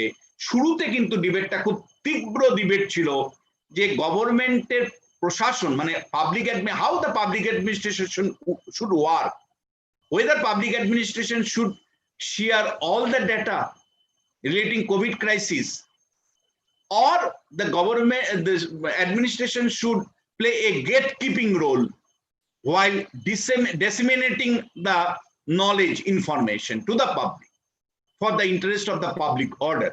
এই ডিবেটটা দীর্ঘ কয়েক মাস চলার পরে এখন আন্তর্জাতিক স্তর থেকেও কিন্তু একটা কমন এগ্রিমেন্ট হয়েছে যে না, কোভিড ক্রাইসিসে সমস্ত তথ্যই মানুষের সামনে থাকাটা খুব জরুরি, তাহলে ম্যানেজমেন্টটা অনেক বেটার হয়, পাবলিক অ্যাডমিনিস্ট্রেশন ম্যানেজমেন্ট অনেক বেটার ওয়েতে করা সম্ভব। এবং লাস্টলি যে ডিবেটটা দীর্ঘদিন ধরে চলছে, যেটা দিয়ে শুরু করলাম আমি, সেটা হলো, এবং যেটা আপনাদের কেউ কেউ বললেন, সেটা হলো লাইভ আর livelihood debate. Public administration has failed to address whether life should be given more important than livelihood or livelihood should be given more important than life. এই ডিবেটটা এতটাই এখন গুরুত্বপূর্ণ যে পাবলিক অ্যাডমিনিস্ট্রেশনের প্রবক্তারা কোনো একটা নির্দিষ্ট পজিশন তৈরি করতে পারেনি আমাদের সামনে। পাবলিক অ্যাডমিনিস্ট্রেশন সারা বিশ্ব জুড়েই কিন্তু একটা ডাইলেমার মধ্যে ঢুকে আছে যে আমরা কি অর্থনৈতিক ক্ষেত্রটা বন্ধ করে মানুষকে ঘরে বন্দি করে রাখবো? যদি ঘরবন্দি না করি, লোককে যদি ছেড়ে দিই, অর্থনৈতিক কারবারগুলো খুলে দিই, তাহলে আরো বেশি মানুষ সংক্রমণ হচ্ছে। সেই উদাহরণটা আমি কিছুক্ষণ আগে বললাম। পাবলিক অ্যাডমিনিস্ট্রেশন কিন্তু আমাদের কোনো ডাইরেকশন দিতে পারছে না এই ক্ষেত্রেও, এই মুহূর্তে অন্তত বলতে পারি। ফলে এখানেও একটা অ্যাডমিনিস্ট্রেশন কিন্তু কোনো নির্দিষ্ট ডাইরেকশন ছাড়াই চলছে, শুধু আমার দেশে নয়, সারা বিশ্ব জুড়েই। তো এরকম একটা সিচুয়েশনে ধরুন হেলথের ক্ষেত্রে আমি কয়েকটা মানে এই কনটেক্সটে আমি আরো কয়েকটা বিষয় আমার মনে হয় বলা দরকার, যে সেটা হলো যে পাবলিক অ্যাডমিনিস্ট্রেশন তাহলে এখন এই মুহূর্তে কোন জায়গায়, মানে এই কোভিড ক্রাইসিস সিচুয়েশনে যখন 5 মাস আমরা যখন অতিবাহিত করলাম, তখন পাবলিক অ্যাডমিনিস্ট্রেশন কোন জায়গায় গিয়ে পৌঁছেছে, মানে কোন জায়গাগুলোকে ফোকাস করতে চাইছে।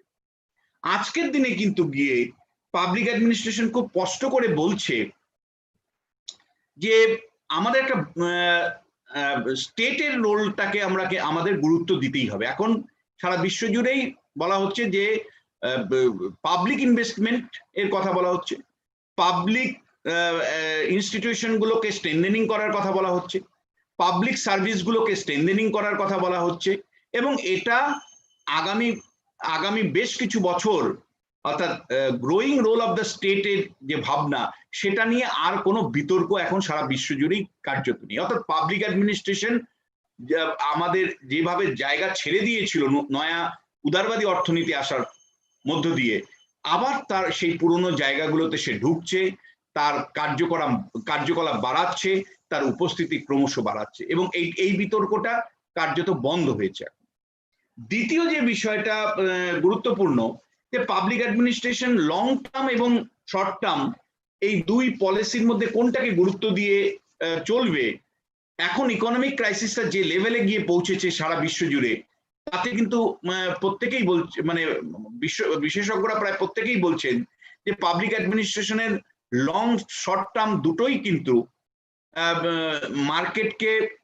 মার্কেটের কমপ্লিমেন্ট করতে যেমন ব্যবহার করতে হবে, মার্কেটকে সাপ্লিমেন্ট করতেও ব্যবহার করতে হবে।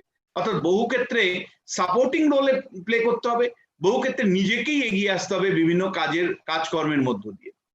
এখন এরকম অবস্থা যে গভর্নেন্সের চেহারাটা, যে গভর্নেন্সটা আমরা জানি দাঁড়িয়ে আছে, মানে গভর্নেন্স শব্দটা যখন আমরা বলি তখন খুব ছোট করে যদি বলি, তাহলে government plus private sector plus civil society. তাহলে গভর্নেন্স শব্দটার সাথে তিনটে ক্ষেত্র যুক্ত, একটা হলো গভর্নমেন্ট, দুই হলো প্রাইভেট সেক্টর, তিন হলো সিভিল সোসাইটি। এখন কিন্তু দিন যত যাচ্ছে তত কিন্তু পাবলিক অ্যাডমিনিস্ট্রেশনের যারা প্রবক্তা, তারা গভর্নেন্সের মানে ফর বেটার গভর্নেন্সের জন্য গ্রোয়িং রোল অফ গভর্নমেন্টের যেমন কথা বলছেন, প্রাইভেট সেক্টরকে সাপোর্ট করবার যেমন কথা বলছেন, তেমনি কিন্তু সিভিল সোসাইটিকে আলাদা করে গুরুত্ব দিচ্ছেন। অর্থাৎ তারা মনে করছেন, শুরুতে আমি আবার বলবো যে কোভিড এর শুরুতে সিভিল সোসাইটি এই ধরনের ক্রাইসিসে কতটুকু ভূমিকা নিবে তা নিয়ে কনফিউশন ছিল, যার রিফ্লেকশন আপনারা ওয়েস্ট বেঙ্গলেও দেখেছেন যে সরকার সেইভাবে সিভিল সোসাইটিকে ব্যবহার করেনি। ভারতবর্ষেরও মোটামুটি মোর অর লেস একই রকম অবস্থা ছিল, কিন্তু ক্রমশ কিন্তু growing role of the civil society in covid crisis এটা কিন্তু রিকগনাইজড হয়েছে পাবলিক অ্যাডমিনিস্ট্রেশন পলিসি মেকারদের কাছে, এবং পাবলিক অ্যাডমিনিস্ট্রেশনের ফোকাসে তারা কিন্তু পরিষ্কার করে বলছেন যে এই সিভিল সোসাইটিকে ইনভলভ করতে হবে প্রতিটি ক্ষেত্রে, প্রতিটি জায়গায়, প্রতিটি বিষয়ের সাথে। আমরা জানি যে গভর্নেন্সের যে প্যারামিটার গুলো, তার মধ্যে অ্যাকাউন্টেবিলিটি আছে, ট্রান্সপারেন্সি আছে, রেসপন্সিভনেস আছে, ইকুইটেবল অ্যান্ড ইনক্লুসিভনেস আছে, কনসেনসাস আছে, পার্টিসিপেশন আছে, রুল অফ ল আছে, এফিসিয়েন্সি আছে। এক্ষেত্রে পাবলিক অ্যাডমিনিস্ট্রেশনে যতটুকু লেখাপত্র সারা বিশ্বজুড়ে বেরিয়েছে, শুরুর দিকে তারা কিন্তু একটা ডাইলেমার মধ্যে চলছিল যে এই প্যারামিটার গুলো এই ক্রাইসিস পিরিয়ডে আদতেও ইমপ্লিমেন্ট করা যাবে কিনা। অর্থাৎ গভর্নেন্সের যে বেসিক ক্রাইটেরিয়া গুলো, যেটাকে 8 প্রিন্সিপালস, সেই 8 প্রিন্সিপালস গুলোকে রিডিজাইন করবার কথা বলা হচ্ছিল পাবলিক অ্যাডমিনিস্ট্রেশনের চর্চায়। বলা হচ্ছিল নতুন করে রিওরিয়েন্ট করার দরকার আছে অ্যাকাউন্টেবিলিটি প্রিন্সিপালকে, ট্রান্সপারেন্সি প্রিন্সিপালকে, রেসপন্সিভনেস, ইকুইটেবল অ্যান্ড ইনক্লুসিভনেসকে, consensus, participation, rule of law and এফিসিয়েন্সিকে। কিন্তু ভেরি ইন্টারেস্টিং যেটা আমার কাছে মনে হয়েছে, দিন যত যাচ্ছে তত কিন্তু মনে হচ্ছে যে ডেমোক্রেসির সাথে কোনো কম্প্রোমাইজ করা মানে হলো এই ক্রাইসিসটাকে আরো অ্যাগ্রাভেটেড করা। অর্থাৎ কোনো মতে ডেমোক্রেটিক প্রিন্সিপালস গুলোর সাথে কোনো কম্প্রোমাইজ করা যাবে না। আজকে এই বক্তৃতাটা করার জন্য আমি আরো কিছু লিটারেচার ঘাটছিলাম। আমেরিকার শিকাগো ইউনিভার্সিটি থেকে একাধিক লিটারেচার এখন বেরিয়েছে পাবলিক অ্যাডমিনিস্ট্রেশনের প্রোগ্রাম পলিসি নিয়ে আন্ডার কোভিড ক্রাইসিস। তাতে কিন্তু তারা বলছেন যে ডেমোক্রেসির সাথে কম্প্রোমাইজ করলে সমস্যাটা কেবলমাত্র লাইফের সাথে কম্প্রোমাইজ হবে তা নয়, মানে তারা দেখাচ্ছেন যে এন্টার হেলথ প্রোগ্রামটা কিভাবে ট্রান্সপারেন্ট করতে হবে, আরো কিভাবে স্বচ্ছ করা যায়, প্রাইভেট হেলথ, পাবলিক হেলথ সিস্টেমের ম্যানেজমেন্টে আরো ডেমোক্রেটাইজেশনের প্রিন্সিপাল গুলোকে এফেক্টিভলি ইমপ্লিমেন্ট করতে হবে, ট্রান্সপারেন্ট করতে হবে, অ্যাকাউন্টেবল করতে হবে, পার্টিসিপেটরি করতে হবে। ঠিক তেমনি ভাবে ওনারা বলছেন যে অর্থনৈতিক ক্ষেত্রে যে সমস্যাটা সারা বিশ্ব জুড়ে এই মুহূর্তে ফেস করছে, সেই ক্রাইসিসটাকে যদি অনেক এফেক্টিভলি যদি আমাদেরকে মোকাবিলা করতে হয়, তাহলে ডেমোক্রেটিক প্রিন্সিপালের সাথে কিন্তু কম্প্রোমাইজ করা কোনো মতেই যাবে না। এবং পার্টিসিপেশনটাকে তারা আবার নতুন করে এমফেসাইজ করছেন। এটা কিন্তু আবার বলছি, জানুয়ারি, ফেব্রুয়ারি, মার্চ মাসের পর্যন্ত বা এপ্রিলের লিটারেচারেও কিন্তু ক্রাইসিস এবং ইমার্জেন্সি এইভাবেই কিন্তু দেখা হয়েছে পাবলিক অ্যাডমিনিস্ট্রেশনকে, পাবলিক পলিসিকে, যে ইমার্জেন্সি জায়গা থেকে। কিন্তু দিন যত এগোচ্ছে ইমার্জেন্সি বা ক্রাইসিসটাকেও বলা হচ্ছে যে গুড গভর্নেন্সের প্রিন্সিপালস গুলো যত বেশি এফেক্টিভ হবে, মানে কোরিলেশনটা এমন, more and more application of the principles of good governance means more and more achievement, more and more democratic way to deal this crisis. ফলে এই একটা কিন্তু ডাইরেকশন অন্ততপক্ষে এই মুহূর্তে আমরা পাচ্ছি। আমাদের ভারতবর্ষের জায়গা থেকে আমি দু চারটা কথা বলে আমি এখানে থামবো, যখন প্রশ্ন আসবে আমি আলাদা করে বলবো। দেখুন, আমাদের ক্ষেত্রে পাবলিক অ্যাডমিনিস্ট্রেশনের যে ভাবনা চিন্তা, সেই ভাবনা চিন্তাটা কিন্তু অনেকটাই গভর্ন হয় পলিটিক্যাল এনভায়রনমেন্টের মধ্য দিয়ে। আপনি জানেন পাবলিক অ্যাডমিনিস্ট্রেশন কোনো আইসোলেট অটোনমাস ডিসিপ্লিন নয়। Public administration is very much related and guided and directed or influenced by the political system at large. আমাদের যে রাজনৈতিক যে ব্যবস্থা, সেই রাজনৈতিক ব্যবস্থায় পলিটিক্যাল সিস্টেম পাবলিক অ্যাডমিনিস্ট্রেশনকে চূড়ান্তভাবে গাইড করে বলা যায়, বা অনেক বেশি নিয়ন্ত্রণ করে বলা যায়। ফলে পাবলিক অ্যাডমিনিস্ট্রেশনের যেভাবে ওয়েস্টে একটা অটোনমাস ক্যারেক্টার আছে, শুধুমাত্র একাডেমিক অটোনমি বলছি না, প্র্যাকটিসের জায়গা থেকেও public administration has autonomy in Europe, in America. আমাদের দেশে কিন্তু তা নেই। তার কারণ আমাদের দেশে এখানে পলিটিক্সের মাধ্যমে, পলিটিক্সের সাথে অ্যাডমিনিস্ট্রেশনে অঙ্গাঙ্গিভাবে জড়িত, এবং পলিটিক্যাল সিস্টেমের নেচার যেভাবে হয়, পলিটিক্যাল সিস্টেম ক্যারেক্টার যেভাবে হয়, পাবলিক অ্যাডমিনিস্ট্রেশন সেইভাবে চলে। এবং সেখানে আমরা জানি যে পার্লামেন্টারি সিস্টেমে ভোটের রাজনীতি আছে, ভোটের রাজনীতির একটা প্রভাব পাবলিক অ্যাডমিনিস্ট্রেশনের নীতি নির্ধারণের ক্ষেত্রে প্রতিনিয়ত সেখানে শেভ হচ্ছে। সেখানে মাইগ্রেন্ট লেবারের প্রবলেম ফেস করতে গিয়ে কেন্দ্র বা রাজ্য সরকার যেভাবে দৃষ্টিকোণ প্রকাশ করছে, বা পাবলিক অ্যাডমিনিস্ট্রেশন যেভাবে ডিল করছে ইন্টারনাল মাইগ্রেশনকে, সেখানেও আপনি পরিষ্কার পলিটিক্সের ছোঁয়া বা পলিটিক্সের প্রভাব আপনি দেখতে পাবেন। মানে সেখানে এফিসিয়েন্সি লেস ইম্পর্টেন্ট হয়ে যাচ্ছে দেন পলিটিক্স। একইভাবে আপনি যদি লক্ষ্য করেন যে আমাদের যেভাবে কোভিড হেলথ ক্রাইসিস ম্যানেজমেন্ট চলছে, সেখানেও কিন্তু politics is a guiding factor then administrative efficiency. আমরা যে স্যাক্রিফাইস গুলো করছি, আমাদের স্যাক্রিফাইস করতে হচ্ছে পলিটিক্যাল সিস্টেমের জন্য হেলথে, সেটা হলো ইকুইটেবল ডিস্ট্রিবিউশনে। আমাদের যে হেলথ মানে কোভিড ক্রাইসিসে যে হেলথ ম্যানেজমেন্ট চলছে, হেলথ প্রোগ্রাম পলিসি চলছে, সেখানে কিন্তু আমাদের ইকুইটেবল ডিস্ট্রিবিউশনে একটা প্রবলেম হচ্ছে। আমরা একইভাবে দেখছি কমিউনিটি পার্টিসিপেশন, কার্যত অধিকাংশ রাজ্য সরকার বা কেন্দ্রীয় সরকার কমিউনিটি পার্টিসিপেশন অ্যাসিওর করতে পারেনি, যেটা পাবলিক অ্যাডমিনিস্ট্রেশনের প্রবক্তারা এই আন্ডার নিউ ক্রাইসিসে মানে কোভিড ক্রাইসিসে বলছেন যে সেটা হলো হলমার্ক কমিউনিটি পার্টিসিপেশন। সেখানে এখনো আমাদের ভয়ঙ্কর ক্রাইসিস আছে। ইন্টারসেক্টরাল কোঅর্ডিনেশন মানে যে ক্ষেত্রগুলো আছে, সেই ক্ষেত্রগুলোর মধ্যে যে পারস্পরিক সমন্বয় সাধন করা। আপনারা দেখছেন যে প্রতিনিয়ত যে পাবলিক অ্যাডমিনিস্ট্রেশন আমাদের দেশে বা রাজ্যে চলছে, সেখানে কিন্তু একটা সমন্বয়ের অভাব।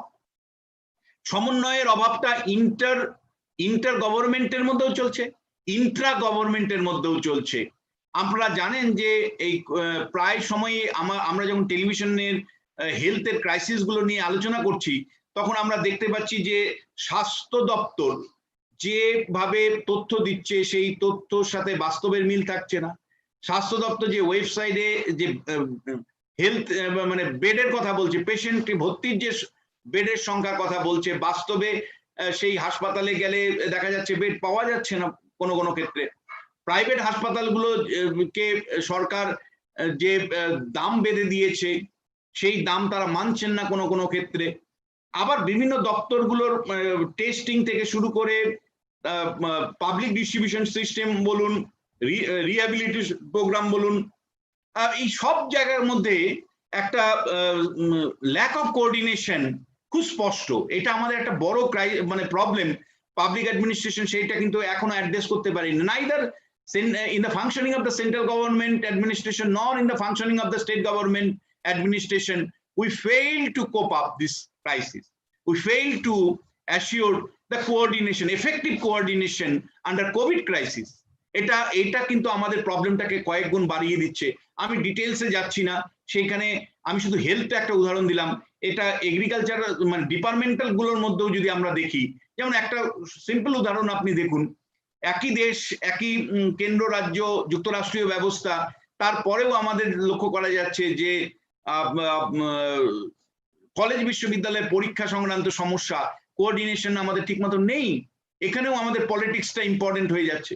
নিট বা জেইর মতন পরীক্ষায় সেখানে কেন্দ্রের একটা অবস্থান থাকছে, রাজ্যের কিছু রাজ্যের একরকম অবস্থান, অন্য রাজ্যগুলো আরেক রকম অবস্থান, সেখানেও একটা কোঅর্ডিনেশন, পলিসি কোঅর্ডিনেশন নেই।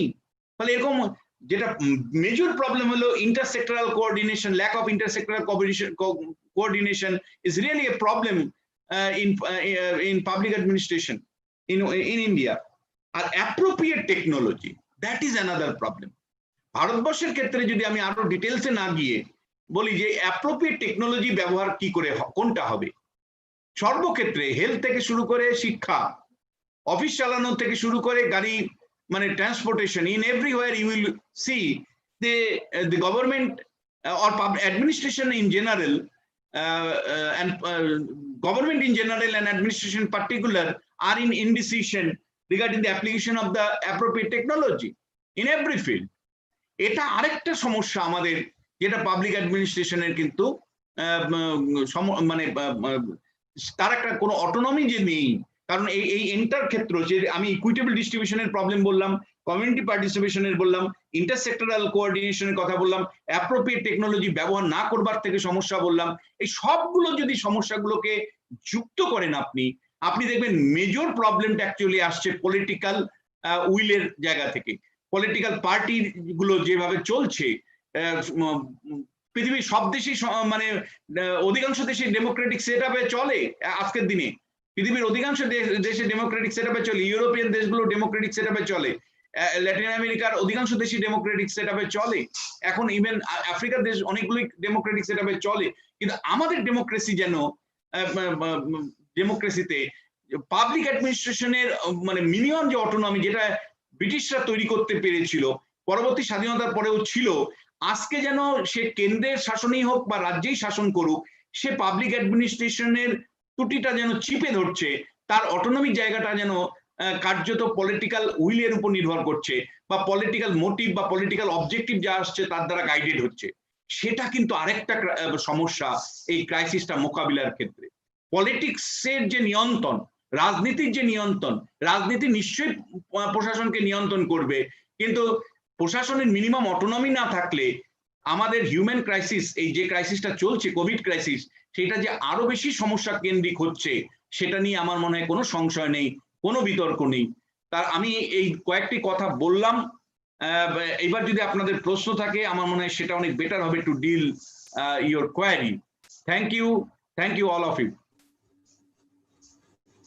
ধন্যবাদ স্যার এমন একটি তথ্য সমৃদ্ধ ও বিশ্লেষণাত্মক বক্তব্যের জন্য। আপনার এই অমূল্য বক্তব্য এবং আলোচনা আমাদের কাছে অনেক প্রশ্নের দিশা স্পষ্ট করেছে এবং অবশ্যই অনেকগুলো প্রশ্ন তুলেও ধরেছে। আমি দেখতে পাচ্ছি চ্যাট বক্সে অনেকগুলো প্রশ্ন এসেছে। তো এই আলোচনা চক্রের পরবর্তী পর্যায়ে প্রশ্নোত্তর পর্বকে পরিচালনা করার জন্য আমি রাষ্ট্রবিজ্ঞান বিভাগের অধ্যাপিকা নিখাত তাপাসসুমকে অনুরোধ করব এই প্রশ্নোত্তর পর্ব পরিচালনা করার জন্য। নিখাত। ধন্যবাদ অমৃতাদি। এতক্ষণ ধরে আমরা এক তথ্য উপযোগী এবং তথ্য সমৃদ্ধ আলোচনা শুনলাম। বর্তমানে এই অতিমারী পরিস্থিতিতে আজকের এই আলোচনা চক্রটি অতিমাত্রায় প্রাসঙ্গিক। আমি আন্তরিকভাবে কৃতজ্ঞতা জ্ঞাপন করি ডক্টর বিশ্বনাথ চক্রবর্তী মহাশয়ের কাছে বিষয়টি এত সুন্দর ও সাবলীল ভাবে আমাদের সামনে তুলে ধরার জন্য। আমরা প্রত্যেকেই জানি যখন আমাদের মাঝে কোনো জ্ঞানী ব্যক্তির উপস্থিতি ঘটে তার সংস্পর্শে এসে আমাদের জানার আকাঙ্ক্ষাও বৃদ্ধি পায়। আজও তার ব্যতিক্রম ঘটেনি। আমাদের আলোচনা চক্রে অংশগ্রহণকারীরা চ্যাট বক্সের মাধ্যমে কিছু প্রশ্ন আমাদের সামনে তুলে ধরেছেন। যদিও সময়ের অভাবে হয়তো আমি সমস্ত প্রশ্ন করে তুলতে পারবো না, তার জন্য আমি ক্ষমা প্রার্থী। তারপরে চেষ্টা করছি যত সম্ভব প্রশ্নগুলি স্যারের কাছে পৌঁছে দেওয়ার। আমাদের প্রথম প্রশ্নটি করেছেন ভোলানাথ হালদার। প্রশ্নটি হচ্ছে, বর্তমান কোভিড পরিস্থিতিতে রাজ্য বা সরকার যে ভূমিকা পালন করছে, পোস্ট কোভিড পরিস্থিতিতে কি বাজার সেই ভূমিকাটা আবার দখল করে নেবে? দেখো, পোস্ট কোভিড সিচুয়েশনে বাজার ইমিডিয়েটলি দখল করার মতন জায়গায় থাকবে না। মানে আমি তোমাদের বলছি যে একটা উদাহরণ তোমাদের দিয়েছিলাম যে ভারতবর্ষে 8 লক্ষ কোটি টাকা বিভিন্ন ব্যাংকে পড়ে রয়েছে অলস মূলধন হিসাবে। কোনো মানে তারা ঋণ দিতে চায়, ব্যাংকগুলো ঋণ দিতে চাইছে কিন্তু ঋণ নিতে চাইছে না। তার কারণটা হলো যে এই যে আমি বললাম না 30% মতন লোক এই মুহূর্তে কর্মহীন অবস্থায় পড়ে রয়েছে এবং আনঅর্গানাইজ সেক্টর যদি তুমি বলো তাহলে অর্গানাইজ আনঅর্গানাইজ দুটো সেক্টর মিলে ভারতবর্ষের এই মুহূর্তে প্রায় 20 কোটির মতন মানুষ বেকার। 20 কোটি মানুষ বেকার। এইবার বেকার মানুষগুলোকে তুমি কোনো রকমে টিকিয়ে রাখছো রেশনিং ব্যবস্থার মাধ্যমে। এই মানুষগুলো যতদিন ক্রয় ক্ষমতা না হবে, ক্রয় ক্ষমতা না হলে তোমার চাহিদা বাড়বে না বাজারে।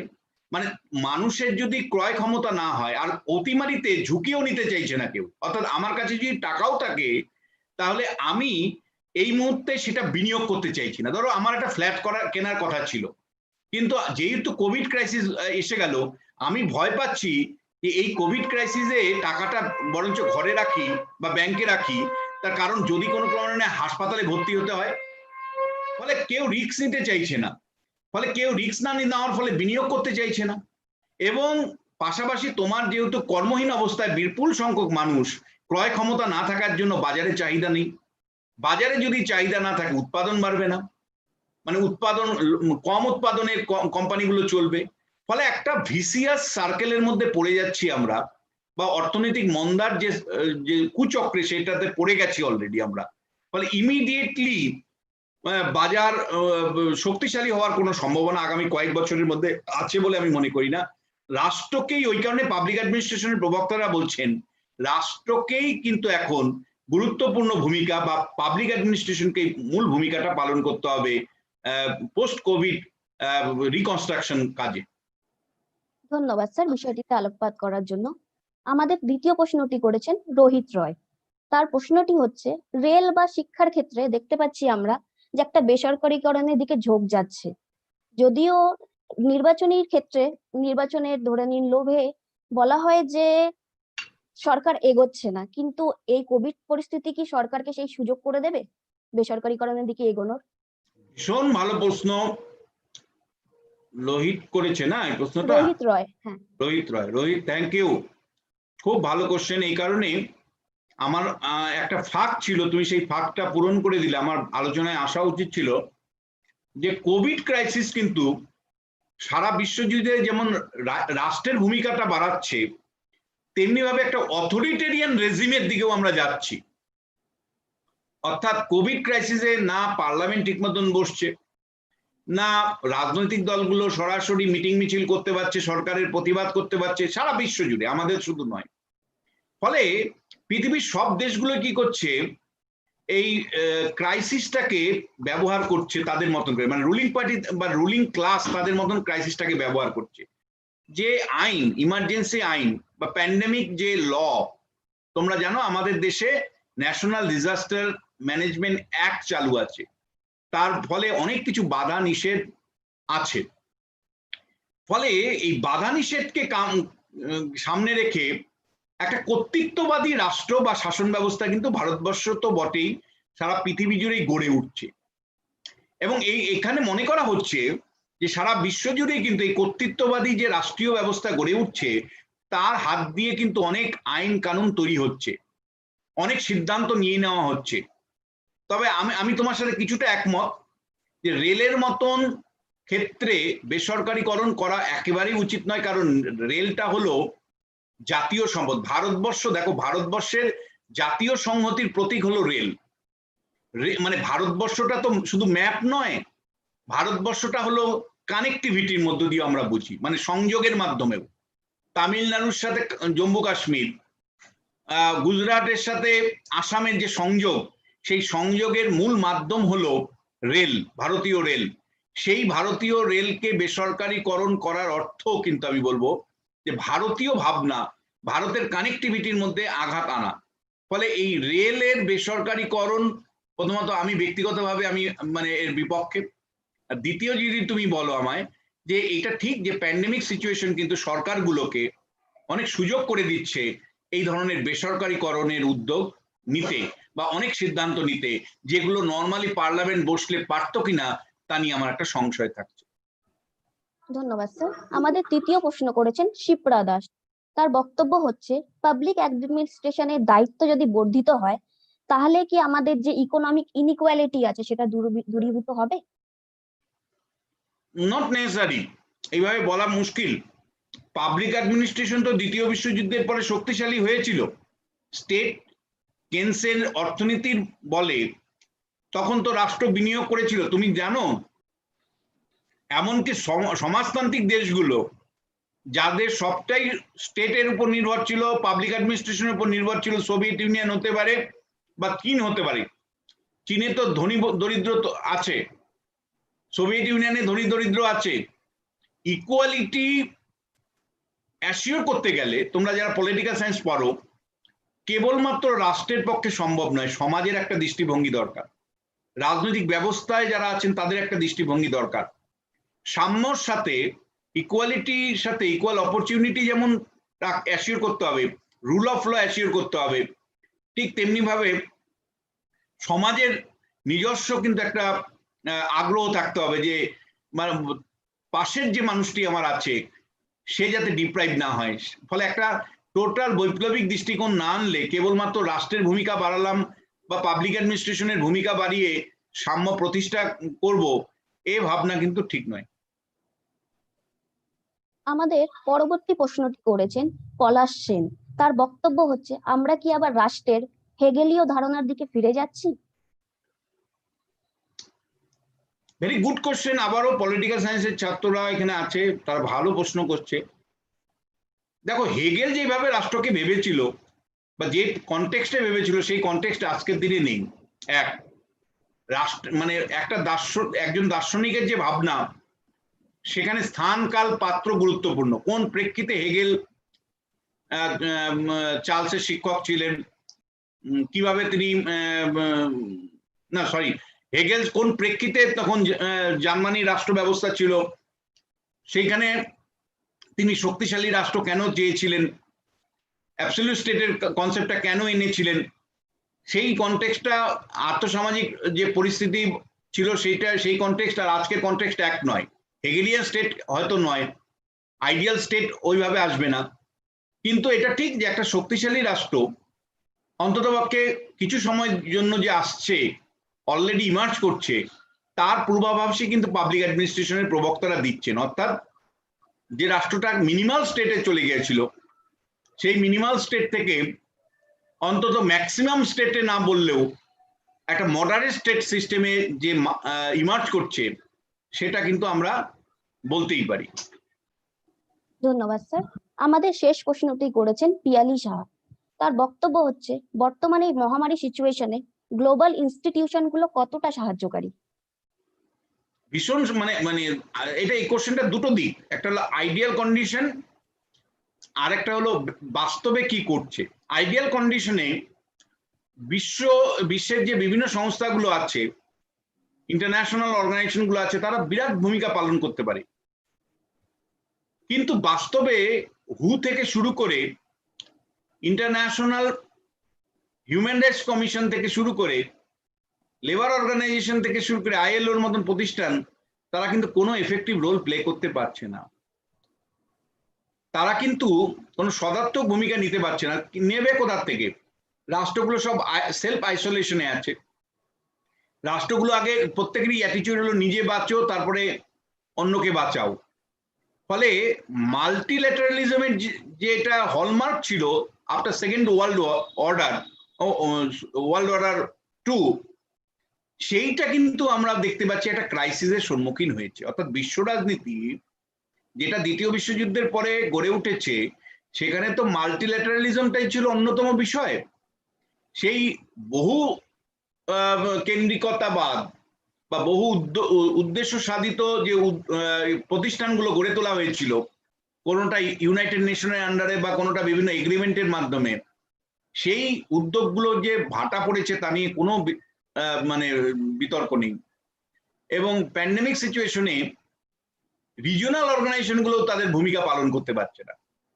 ইন্টারন্যাশনাল অর্গানাইজেশন গুলো তো তার ভূমিকা পালন করতে পারছেই না। রিজিওনাল অর্গানাইজেশন, ইউরোপিয়ান ইউনিয়নের মতন সংস্থাও গুরুত্বপূর্ণ ভূমিকা নিতে পারছে না।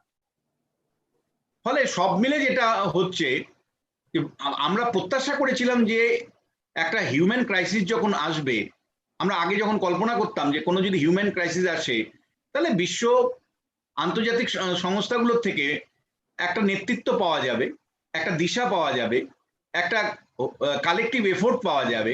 বাস্তবে কিন্তু আমরা সেটা পাচ্ছি না। ধন্যবাদ স্যার। ধন্যবাদ জানাচ্ছি আমাদের সকল প্রশ্নকর্তা আর আমাদের প্রধান বক্তাকে। উভয় বিষয়টি প্রশ্নোত্তর পর্ব দিয়ে আরো বেশি সমৃদ্ধ করে তোলার জন্য। আমাদের এই আলোচনা চক্রের প্রশ্নোত্তর পর্বটি এখানেই শেষ করছি। নমস্কার। ধন্যবাদ নিখাত। এই প্রশ্নোত্তর পর্বের মাধ্যমে আমরা সত্যি আরো অনেক কিছু জানতে পারলাম এবং আমাদের আরো অনেক প্রশ্ন যেগুলো আমাদের মনের মধ্যে ছিল সেগুলো নতুন দিশা পেল। স্যারের বক্তব্যের মাধ্যমে প্রত্যেকে নিশ্চয়ই বুঝতে পেরেছে বা তাদের যে প্রশ্নগুলো ছিল সেই প্রশ্নের উত্তরগুলো তারা পেয়েছে। আমি এর পরবর্তী পর্যায়ে যাচ্ছি। পরবর্তী পর্যায়ে আসলে একটা সমস্যা হয়েছে, সেটা হচ্ছে আমাদের অধ্যক্ষা প্রিন্সিপাল ম্যাডাম ডক্টর সীমা চক্রবর্তী মহাশয়া যান্ত্রিক গোলযোগের কারণে এই অনুষ্ঠানটায় অন্তর্ভুক্ত হতে পারেননি, এখন এই মুহূর্তে পারছেন না। এই কারণে আমি আমাদের বিভাগের প্রধান মাননীয়া ডক্টর অনিন্দিতা হোরকে এই আলোচনা চক্র সম্পর্কে দু একটি কথা বলার জন্য অনুরোধ করব। ধন্যবাদ অমৃতা। স্যারকে আমি অসংখ্য ধন্যবাদ জানাচ্ছি। আমি স্যার তো প্রথমেই বলেছেন, স্যারকে আমি আনতে পেরেছিলাম আগে, এবং এখন একটা কোভিড এর জন্য বোধহয় একটা অনেক খারাপ থাকলো, আমরা বোধহয় স্যারদেরকে সহজে একটু পাচ্ছিও বটে। অনেক স্টুডেন্ট যারা এতদিন আমরা অনেক সময় অনেকে ক্লাস থাকে শুনতে পারে না, অন্য ডিপার্টমেন্টে তারা শুনতে পারে না, তাদের আমরা ঠিক সেই মতো স্পেশাল লেকচারের মধ্যে দিয়ে সবাইকে অ্যাকোমোডেট করতে পারিনি। কিন্তু আজকে হয়তো অনেকের সেই আশা, অনেকের সেই ক্ষোভ যদি থেকে থাকে, তারা নিশ্চয়ই আজকে শুনতে পেরেছে। স্যারের কথা সত্যি একটা জিনিস আমার মনেই হচ্ছে, স্যার প্রথমেই বলেছেন যেখানে পাবলিক অ্যাডমিনিস্ট্রেশন আগে স্টেট, তার প্রশাসন অ্যান্ড সিভিল সোসাইটির কথা এসছে, সেটা বোধহয় বেশ গুরুত্বপূর্ণ। সিভিল সোসাইটিও যদি যতক্ষণ না ডেভেলপড হয়, আমাদের মতো ডেভেলপিং কান্ট্রিগুলোতে বোধহয় সিভিল সোসাইটির একটা সমস্যা আছে, এবং সেই সিভিল সোসাইটি যতক্ষণ না ডেভেলপ করবে ততক্ষণ বোধহয় প্রশাসন আর রাষ্ট্র মানে রাজনীতি বা প্রশাসন ও রাজনীতি কে যে কার উপরে একে অপরে পরিপূরক, কিন্তু কে যে কার উপরে কখন বেশি মাত্রায় তাদের প্রভাব বিস্তার করে ফেলবে, এবং সিভিল সোসাইটি যতক্ষণ না জাগরিত হতে পারবে তখন বোধহয় রাজনীতি অনেক সময় নিয়ন্ত্রণ করে ফেলে প্রশাসনকে, যেটা বোধহয় আমরা এখন ভুক্তভোগী। আমরা সবসময় সবকিছু ক্ষেত্রেই সেটা স্কুল, কলেজ, বিশ্ববিদ্যালয়ে পড়াশোনা থেকে আরম্ভ করে সে এমনকি মানে খুব প্রাইভেট ব্যাপারেও বোধহয় আবারও সেই স্টেটের হাত ধরে রাজনীতি ঢুকে যাচ্ছে। আমি স্যারকে অসংখ্য ধন্যবাদ জানাই। স্যারকে আমরা যাতে এই নিউ নর্মাল আদৌ কবে হবে আমরা জানি না, স্যারের কথা অনুযায়ী বুঝতে পারছি না।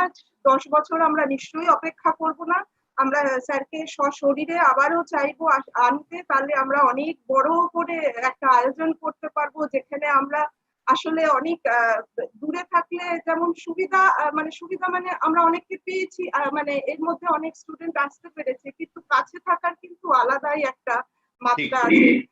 সেই জন্য আমরা আশা করব স্যার যেন আবারও আমরা ডাকলে স্যার যেন কোনো ভাবনা চিন্তা না করে আমাদের জন্য যেন আবারও স্যার একটু সময় বার করতে পারেন। স্যারের কাছে আমরা অত্যন্ত কৃতজ্ঞ আজকে এই অমূল্য বক্তৃতা দেওয়ার জন্য। আমরা অনেক বেশি বিঘ্ন হয়েছি। Thank you Anindita, thank you Amrita এবং প্রিন্সিপাল স্যার দিদিনি, তোমরা বলবে আমার বেস্ট উইশ। আর তোমাদের ছাত্ররা আমি দেখছিলাম সব সময়ই ছিল। আমার হার্দিক অভিনন্দন প্রতিটি ছাত্রকে, যারা অত্যন্ত নিষ্ঠা সহকারে যে দেখেছে, আমি ফিগার দেখেই বুঝতে পারছি কখনোই 100-র 1টাও কমেনি। Thank you, thank you. এইটাই হয়তো কোভিড এর একটা ভালো দিক বলতে পারি। Thank you. Okay, thank you. আচ্ছা, আমরা আমাদের অনুষ্ঠানের একেবারে শেষ পর্যায়ে এসে পৌঁছেছি। আমি আমাদের রাষ্ট্রবিজ্ঞান বিভাগের অধ্যাপিকা পিয়ালি সাহাকে অনুরোধ করব ধন্যবাদ জ্ঞাপনের জন্য।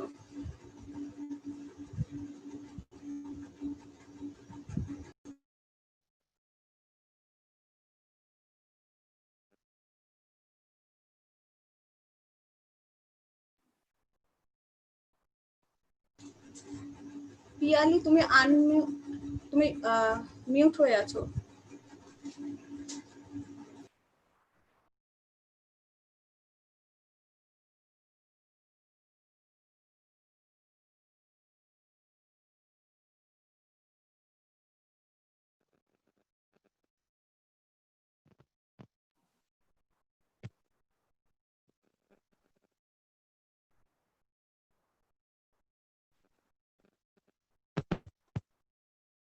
পিয়ালিকে একটু আনমিউট করে দাও না।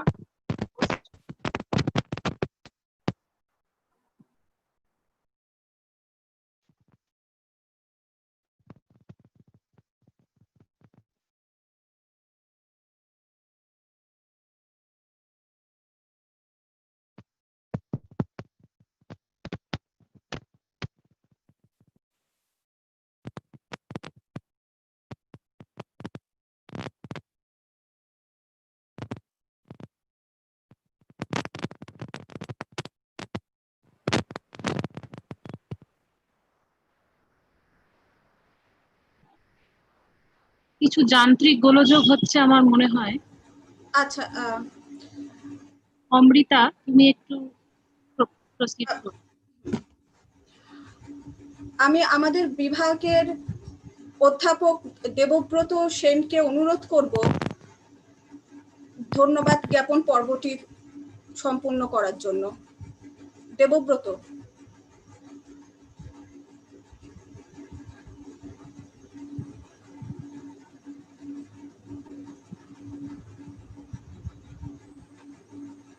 দেবব্রত, শুনতে পাচ্ছেন আপনি? হ্যাঁ হ্যাঁ হ্যাঁ। ধন্যবাদ জানাই আমাদের আজকে উপস্থিত প্রত্যেক সুধী বৃন্দ যারা আজকের এই অনুষ্ঠান আপনারা অংশগ্রহণ করেছেন ওয়েবিনারে। ধন্যবাদ জানাই আমাদের প্রত্যেক কলেজের যারা মহারানী কাশীশ্বরী কলেজের অধ্যক্ষা সহ প্রত্যেক অধ্যাপক এবং অধ্যাপিকা বৃন্দকে। আনুষ্ঠানিক ধন্যবাদের জন্য আমি আজকে রাষ্ট্রবিজ্ঞান বিভাগের পক্ষ থেকে প্রথমে যাকে ধন্যবাদ জানাতেই হয় তিনি আমাদের অধ্যাপক ডক্টর বিশ্বনাথ চক্রবর্তী মহাশয়কে, ওনার আজকে এই অমূল্য বক্তব্য রাখার জন্য। ধন্যবাদ জানাই আমাদের এই কলেজের প্রিন্সিপাল ম্যাম, অধ্যক্ষা মহাশয়া ডক্টর সীমা চক্রবর্তী মহাশয়কে। ধন্যবাদ জানাই আমাদের স্টাডি সার্কেল যে কমিটি এবং ওয়েবিনার কমিটির অধ্যাপিকা অনিন্দিতা ম্যামকে। ধন্যবাদ জানাই সুনন্দা মুখার্জি মহাশয়কে এবং ধন্যবাদ জানাই আইকোয়াকের আমাদের coordinator sir doctor Tapan Kumar চাঁদ মহাশয়কে। ধন্যবাদ জানাই আমাদের কলেজের বাণিজ্য বিভাগের সুদীপ্ত স্যারকে। ধন্যবাদ জানাই আজকের উপস্থিত এবং এই পুরো প্রোগ্রামটাকে যিনি যারা ছিলেন এর সঙ্গে, অর্পিতা ম্যাম এবং সৌরভ স্যারকে, এবং আরও যারা এর সঙ্গে সহযোগিতা করেছেন, সুব্রত দা, পুলক দা এবং অফিসের যারা যারা সঙ্গে ছিলেন তাদের প্রত্যেককে ধন্যবাদ জানাই। এবং ধন্যবাদ জানাই আজকের উপস্থিত প্রত্যেক দর্শক বা শ্রোতা যারা এটা শুনেছেন, অংশগ্রহণ করেছেন এবং মূল্যবান কিছু প্রশ্ন যারা করেছেন, প্রশ্নকর্তাদের প্রত্যেককে ধন্যবাদ জানাই। নমস্কার। ধন্যবাদ দেবব্রত। সকলকে অসংখ্য ধন্যবাদ জানিয়ে আমি আজকের এই আলোচনা সভাকে সকলের অনুমতি নিয়ে সমাপ্তি ঘোষণা করছি। নমস্কার।